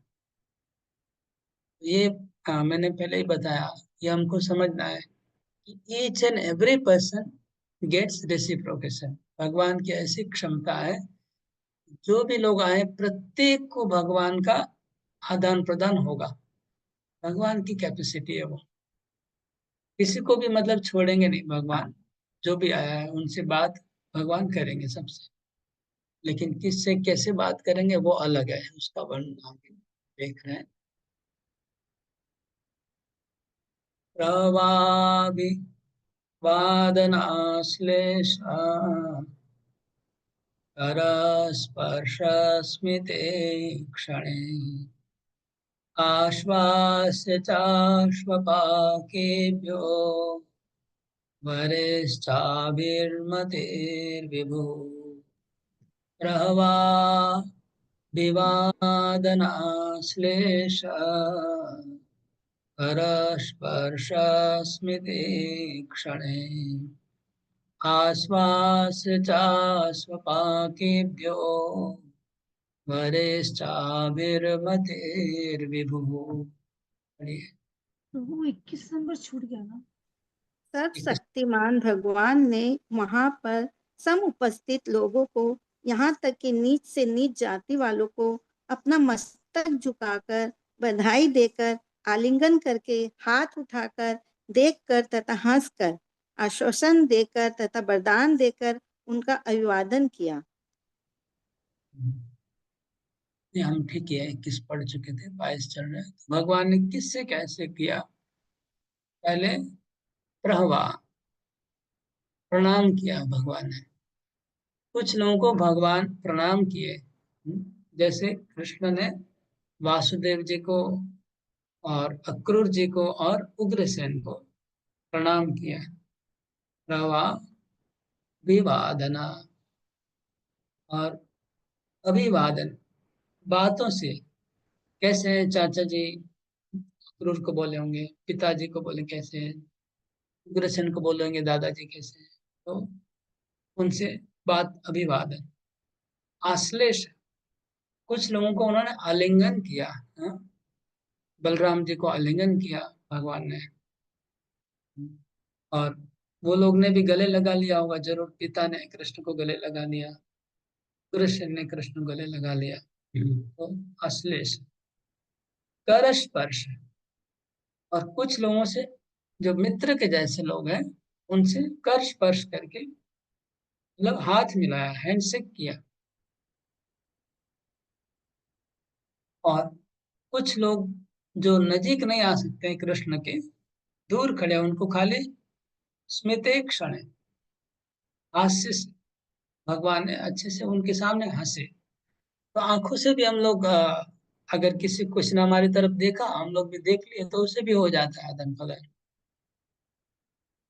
और कुछ लोगों को आशीर्वाद देके आश्वास आश्वासन दिए। चंडाल तक, चंडाल मतलब अपने नाना जी से लेकर के चंडाल तक, टॉप से नीचे तक जितने भी प्रकार के लोग हैं, सबको किसी न किसी प्रकार से भगवान ने आदान प्रदान किया, प्रणाम किया, बातचीत किया, हंसाया, अम्बरेश किए, आशीर्वाद दिया किसी न किसी प्रकार के। और कई लोगों को वरदान भी दिया, जिनको वरदान चाहिए ऐसे लोगों को वरदान भी दिया भगवान। स्वयं च गुरुभिर्विप्रे सदारिस्तविरेरपि आसेवेर्युज्यमानोऽन्ये वन्दिभिश्चाविशत्पुरम्। बोले। तब भगवान ने ज्येष्ठ वरिष्ठ संबंधियों तथा अपनी अपनी पत्नियों के साथ आए और सग ब्राह्मणों के साथ नगर में प्रवेश किया। वे सब आशीर्वाद दे रहे थे और भगवान के यशों के गान कर रहे थे। दूसरे लोगों ने भी भगवान की महिमा की प्रशंसा की। तो भगवान जैसे प्रणाम कर रहे थे, वो लोग भी आशीर्वाद भी दे रहे थे। गुरु भी, मतलब वासुदेव ने उनके सर के ऊपर हाथ रख दिया। हाँ, उग्रसेन उनके सर के ऊपर हाथ रखा। तो जो भगवान से बड़े थे, जिनको भगवान प्रणाम कर रहे थे, वो लोग भगवान को सर पे आशीर्वाद दे रहे थे। और जो ब्राह्मण लोग थे, जैसे भगवान ने वरदान दिया, तो ब्राह्मण लोग कृष्ण को वरदान दे रहे थे, चिरंजीवी भव, आयुष्मान भव। ये ब्राह्मणों का वरदान है कृष्ण के प्रति। इस तरह से भगवान नगरी में अभी कहाँ प्रवेश किए? अपने पूर्व में प्रवेश, अंतपुर में प्रवेश किए, अपने घर में प्रवेश किए। अच्छा ना, अभी भी नगर का ही बात लिखा है, राजमार्गम गते कृष्ण। हाँ, अभी भी राजमार्ग पे। ये कहाँ स्वागत हो रहा है मेरे को जगह नहीं पता, कहीं लिखा नहीं है। वासुदेव को और ये लोग कहाँ मिलना है कृष्ण को, गेट के बाहर आए हैं कि कहाँ, वो लिखा नहीं है, तो मैं नहीं बोलूंगा जो भी हो। राजमार्गम गते कृष्णे द्वारकाया कुलस्त्रिय कर्माण्यारोरुहुर्विप्र तदीक्षण महोत्सवा। पढ़िए।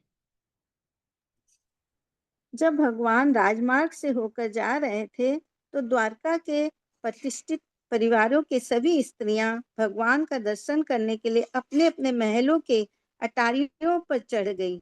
इसे वे एक महान उत्सव समझ रही थी। तो सब जगह ये नारियों का ही वर्णन आता है। हस्तिनापुर में भी नारियों का प्रार्थना आया, नारियां कैसे कृष्ण को। यहाँ पर भी जब राजमार्ग में भगवान प्रवेश किए, राजमार्ग का दूसरा एक अर्थ है कि राजघराने का रोड, जिसमें केवल राजा लोग का ही रथ चलेगा, वहाँ उनका ही, परिवार वालों का। तो एक राजमार्ग का अर्थ हुआ हाईवे। तो जो भी हो, लग रहा है यहाँ पर राजमार्ग, जहाँ राजा का रोड है, जिसपे राजा का रथ चलता है स्पेशल, और दोनों तरफ आ, राजवंश के मकान है। इसलिए राजवंश की जो स्त्रियां हैं, जो घर से बाहर नहीं निकल सकती हैं, वो लोग अपने अपने छत पे चढ़ गई, और छत पे और झरोखों पे चढ़ गई, और वो लोग भगवान श्री कृष्ण का अपने घर से दर्शन करने लगी। उनके लिए वर्णन है यहाँ पर। तात्पर्य में गोपा जी ने कुछ स्त्रियों को किस तरह से सुरक्षा दी जाती थी और कैसे उनको सम्मान से रखा जाता था, उसका वर्णन है। मैंने पहले भी बताया, जैसे राजघराने की स्त्रियां बाहर नहीं आती थी। थोड़ा तात्पर्य पढ़िए। हरे कृष्ण। भगवान का दर्शन करना निस्संदेह अपने आप में एक महा उत्सव है, जैसा कि द्वारका नगर की स्त्रियां ने माना। इसे आज भी भारत की श्रद्धालु स्त्रियां इसी तरह मानती है। विशेषकर झूलना तथा जन्माष्टमी उत्सव के अवसरों पर भगवान के मंदिर में, जहां उनके शाश्वत दिव्य रूप की पूजा की जाती है, स्त्रियां सर्वाधिक संख्या में जुटती हैं। मंदिर में स्थापित भगवान का दिव्य स्वरूप साक्षात भगवान से भिन्न नहीं होता। भगवान का ऐसा स्वरूप अर्चा विग्रह या अर्चा अवतार कहलाता है, और इस भौतिक जगत के असंख्य भक्तों की भक्ति को सरल बनाने के लिए भगवान की अंतरंगा शक्ति द्वारा इसे विस्तार दिया जाता है। भौतिक इंद्रियां भगवान की आध्यात्मिक प्रकृति की अनुभूति नहीं कर पाती, अतएव भगवान अर्चा विग्रह रूप का स्वीकार करते हैं, जो बाहर रूप से मिट्टी, काठ तथा पत्थर का बना होता है, लेकिन इसमें भौतिक कलमश नहीं होता। भगवान केवल्य एकाकी होने के कारण उनमें कोई भौतिक पदार्थ नहीं रहता। वे अद्वितीय है, अतएव वे भौतिक धारणा से कलमशग्रस्त हुए बिना किसी भी रूढ़ रूप में प्रकट हो सकते हैं।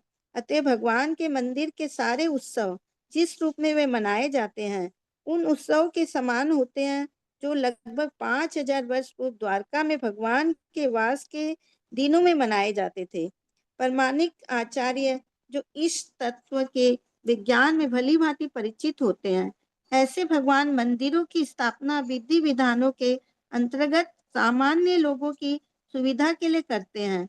लेकिन जो लोग अल्पज्ञ है और इस विद्वान से परिचित नहीं होते, वे इस महान प्रयास की मूर्ति पूजा मानने की गलती करते हैं, और ऐसी बातों में अपनी टांग अड़ाते हैं जिन तक उनकी पहुंच नहीं होती। अतः वे स्त्रियां या पुरुष जो भगवान की दिव्य स्वरूप की झांकी प्राप्त करने के लिए भगवान के मंदिरों में उत्सव रचाते हैं, भगवान के दिव्य रूप में विश्वास न करने वालों से 1000 गुना धन्य है। ठीक है। इस श्लोक में प्रतीत होता है कि द्वारका के निवासी बड़े बड़े महलों के मालिक थे। बस यह बस बस बस।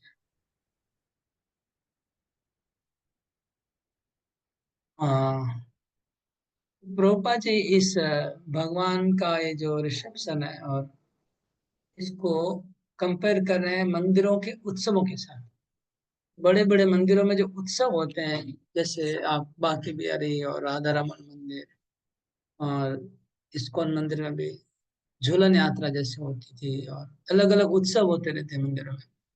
उत्सवों में इसी प्रकार से मंदिरों को सजाया जाता था पहले, और इसी प्रकार का सब आयोजन होता था। तो ये एक झलक है। प्रभुपाद जी कह रहे हैं कि मंदिरों में जो उत्सव होते हैं, उसको अगर हम देखेंगे तो हम लोग एक झलक ले सकते हैं कि द्वारका और वृंदावन मथुरा में कैसे भगवान के उत्सव होते हैं।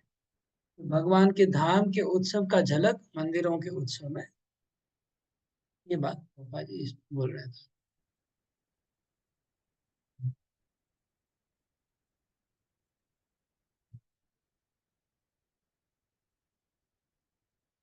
आगे मोहन वज्रराज को आगे रीडिंग करेंगे, मैं पढ़ रहा हूँ। नित्यं निरीक्षमाणानां यदपि द्वारकौकशां न वितृप्यन्ति दृशा श्रियो धामाङ्गमच्युतम्। प्रभु जी मेरा चश्मा तो कुछ गड़बड़ हो रखा है, काइंडली किसी और को बोलेंगे प्लीज। मधुलीला मधु पढ़िए। द्वारकावासी समस्त सौंदर्य के आगार अच्युत भगवान को नित्य निहारने के अभ्यस्त थे, फिर भी वे कभी तृप्त नहीं होते थे। नित्यम निरीक्षमाणानां, द्वारकावासी हमेशा भगवान को देखते लेकिन अभी भी कभी भी तृप्त नहीं होते थे। अभी ऐसा नहीं कि अभी आ गए देख लिया बस, और क्या है, हमेशा देखने की इच्छा बनी रहती है। तो यही हम लोग को अगर भगवान के धाम जाना है तो ये हम लोग को मतलब ये गुण लगेगा। हम लोग मंदिर में 5 मिनट 10 मिनट खड़े होने के बाद फिर इच्छा नहीं होती, फिर चलो हो गया। कुछ लोग तो मंदिर घुसते ही बाहर निकल जाते हैं, थोड़ा देर 1 मिनट भी खड़ा रहने की इच्छा नहीं होती। ऐसे लोग भी देखे गए, ऐसे भक्त भी देखे गए। तो अगर हमको द्वारका व वृंदावन ना मतलब 24 घंटा भगवान को देखने की इच्छा होगी तभी रह सकते हैं। अगर ऐसा है कि आधा घंटे में और देखने की इच्छा नहीं है, मन भर गया, इसका मतलब वी आर नॉट क्वालिफाइड।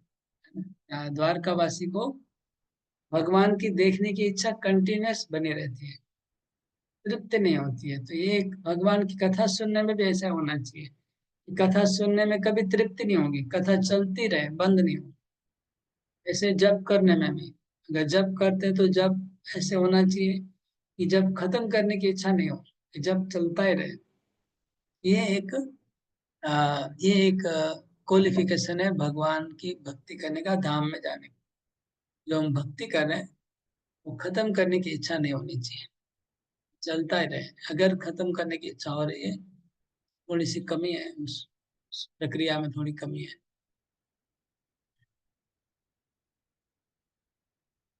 तो ये 26 नंबर श्लोक मेमोरी श्लोक है, याद करने वाला श्लोक है।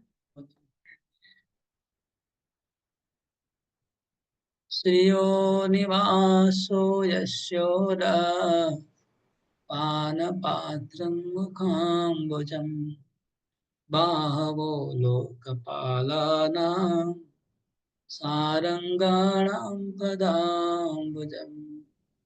श्रियो निवासो यशोदा पानपात्रं मुखाम्बुजम् बाहवो लोकपालानां सारंगाणां पदाम्बुजम्।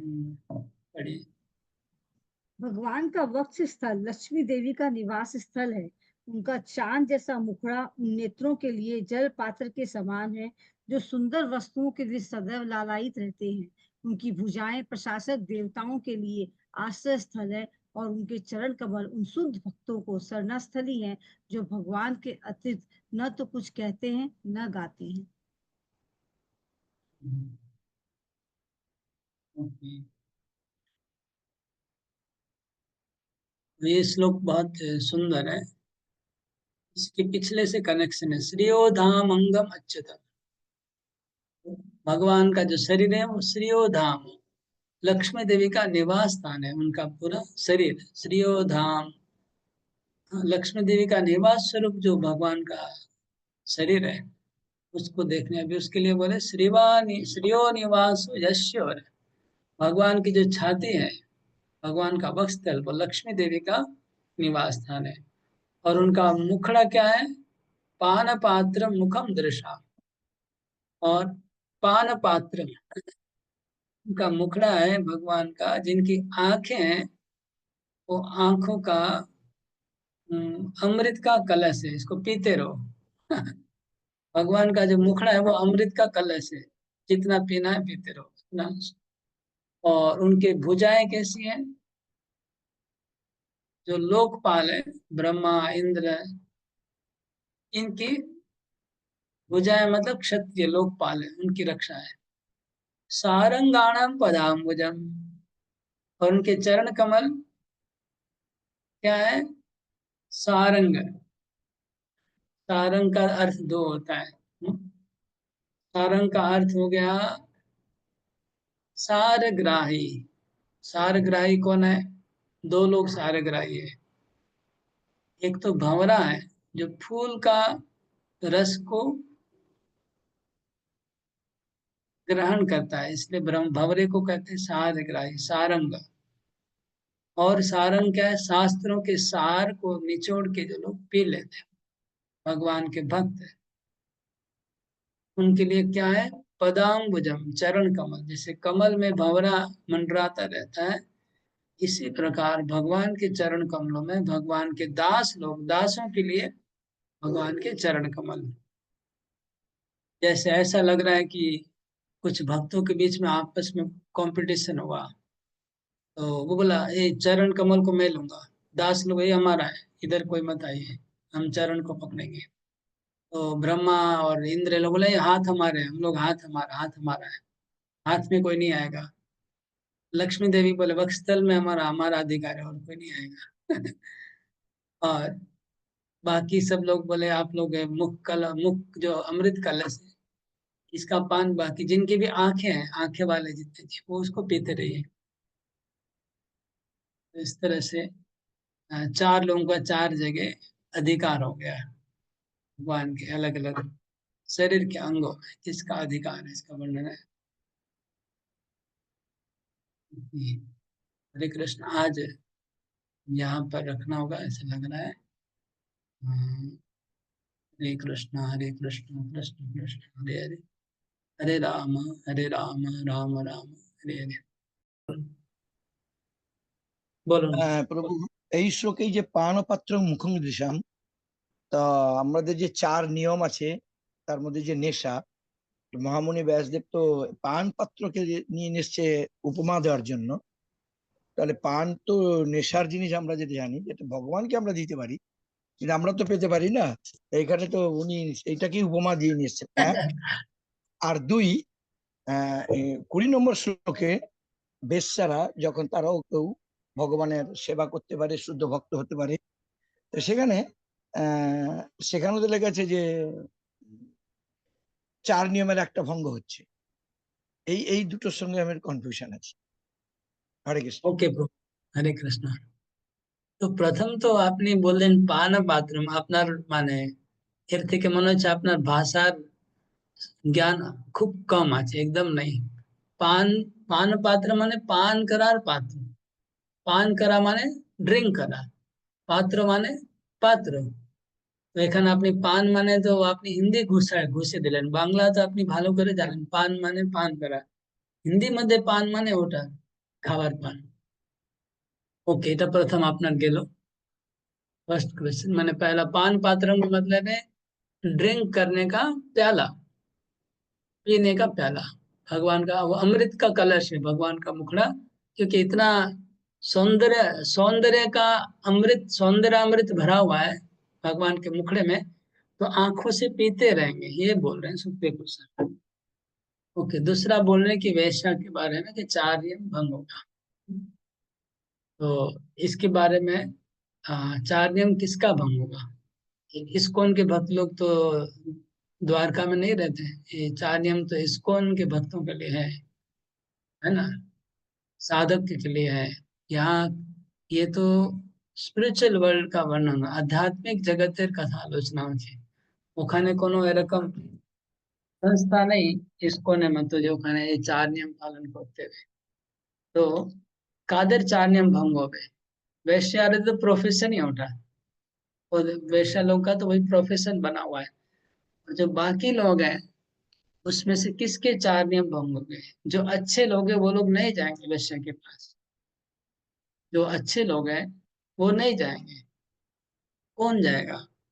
जो बहुत ही लो क्लास है वही जाएगा। तो वो सबके लिए नहीं है, सबार्जुन ना, ऐसा नहीं कि इसमें लिखा है तभी हमको भी जाना है, ऐसा जरूर आपको नहीं जाने का, हम लोग को जाने की जरूरत नहीं है। ये पर्टिकुलर किसी क्लास के लिए है, एक समाज का ऐसा कोई क्लास है। एक तो हो गया जो नीचे क्लास है, शूद्र के नीचे चंडाल है, एक तो चंडाल और नीचे कैटेगरी के लोग हैं, जो लोग दारू भी पीते हैं और सब पाप करते हैं, मांसाहार भी करते हैं। तो वो सब एक कैटेगरी हो गया। और इसके अलावा समाज में भी कुछ लोगों का ऐसा चरित्र होता है जो फुल्ली सेटिस्फाइड नहीं होते, तो उन कुछ एक्सेप्शनल लोगों के लिए हैं। ये जो नियम है वो तो साधकों के लिए है जो भौतिक जगत में रहते हैं, लेकिन जो भगवान के धाम में पहुंच गए वो साधना भक्त नहीं है, वो लोग दे आर नॉट साधकास, वो साधक नहीं है जो भगवान के धाम में रहते हैं। उनको तो भगवान के धाम की प्राप्ति हो चुकी है। भगवान का जब वास है उस समय अगर किसी का उसी जगह जन्म हो तो वो लोग साधना से ऊपर है। हाँ, हरे कृष्णा। हरे कृष्ण और प्रभु जी। किस और कोई कमेंट किसी का बोलिए। हरे कृष्ण प्रभु जी। प्रभु जी, टेक्स्ट 23 में बताते हैं कि the Lord personally entered accompanied by elderly relatives and invalid brahmanas। तो ये इनवैलिड ब्राह्मणस का क्या सिग्निफिकेंस है इसमें? कितने नंबर श्लोक में बोले? 23 में? 23 23 में प्लीज। क्या अनुवाद में कि परपुट में? अनुवाद में बताते हैं कि एल्डरली रिलेटिव्स और इनवैलिड ब्राह्मणस के साथ में वो एंटर। तो ये इनवैलिड ब्राह्मणस का कोई सिग्निफिकेंस? ओ रुकिए रुकिए रुकिए, ओके ठीक है, आप बोल रहे हैं। ओके, स्थविर, स्थविर मतलब बूढ़े ब्राह्मण। संस्कृत में स्थविर शब्द है। हाँ, स्थविर मतलब बूढ़े, समझ गए? ठीक। हैंडीकैप्ड।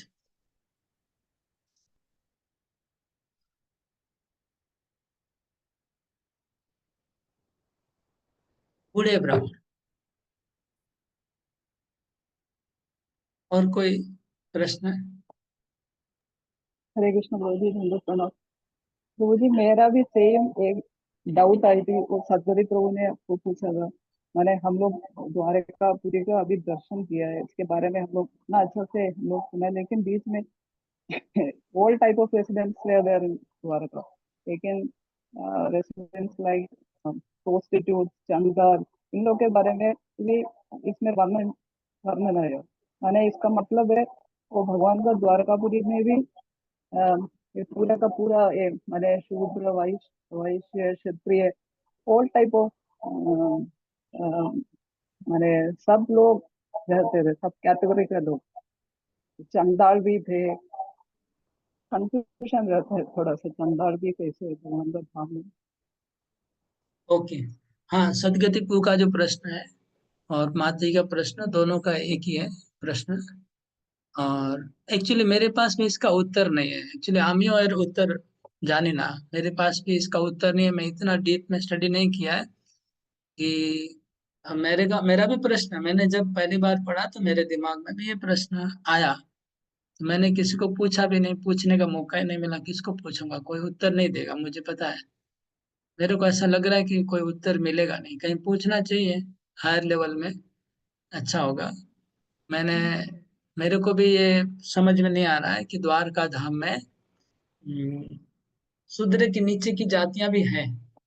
ये दिख रहा है इसमें। चंडाल, चंडाल तो सबसे नीचे आ गया, तो चंडाल और शूद्र के बीच में और भी बहुत सारी जातियां हैं, वो सब हैं द्वारका में, ऐसा दिख रहा है। और वैश्या भी है।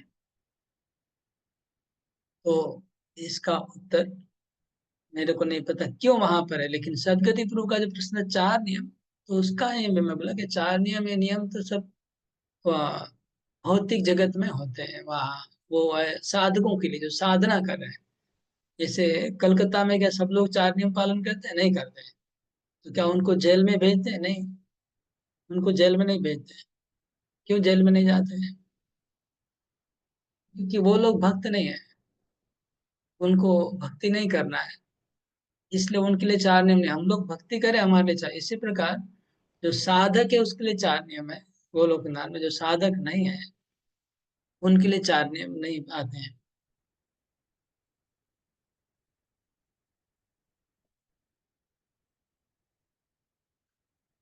इससे ज्यादा मेरे को आइडिया नहीं आ रहा है इसके बारे में। बस आ, कहीं देखता हूँ तात्पर्य में, अगर चक्रवर्ती ठाकुर को कमेंट्री पढ़ूंगा। आप जब बोल, मैं आप लोग अभी मैं एक बार अटेंडेंस ले लेता हूँ, उसके बाद आपको टाइम होगा किसी को तो देखिए, नहीं तो मैं बाद में पढ़ के बताऊंगा। कमेंट्री, आचार्यों का कमेंट्री एक बार पढ़ लूंगा, वो लोग क्या बोल रहे हैं देख लेता हूँ। ओके, अभी मैं इम्पोर्टेंट कुछ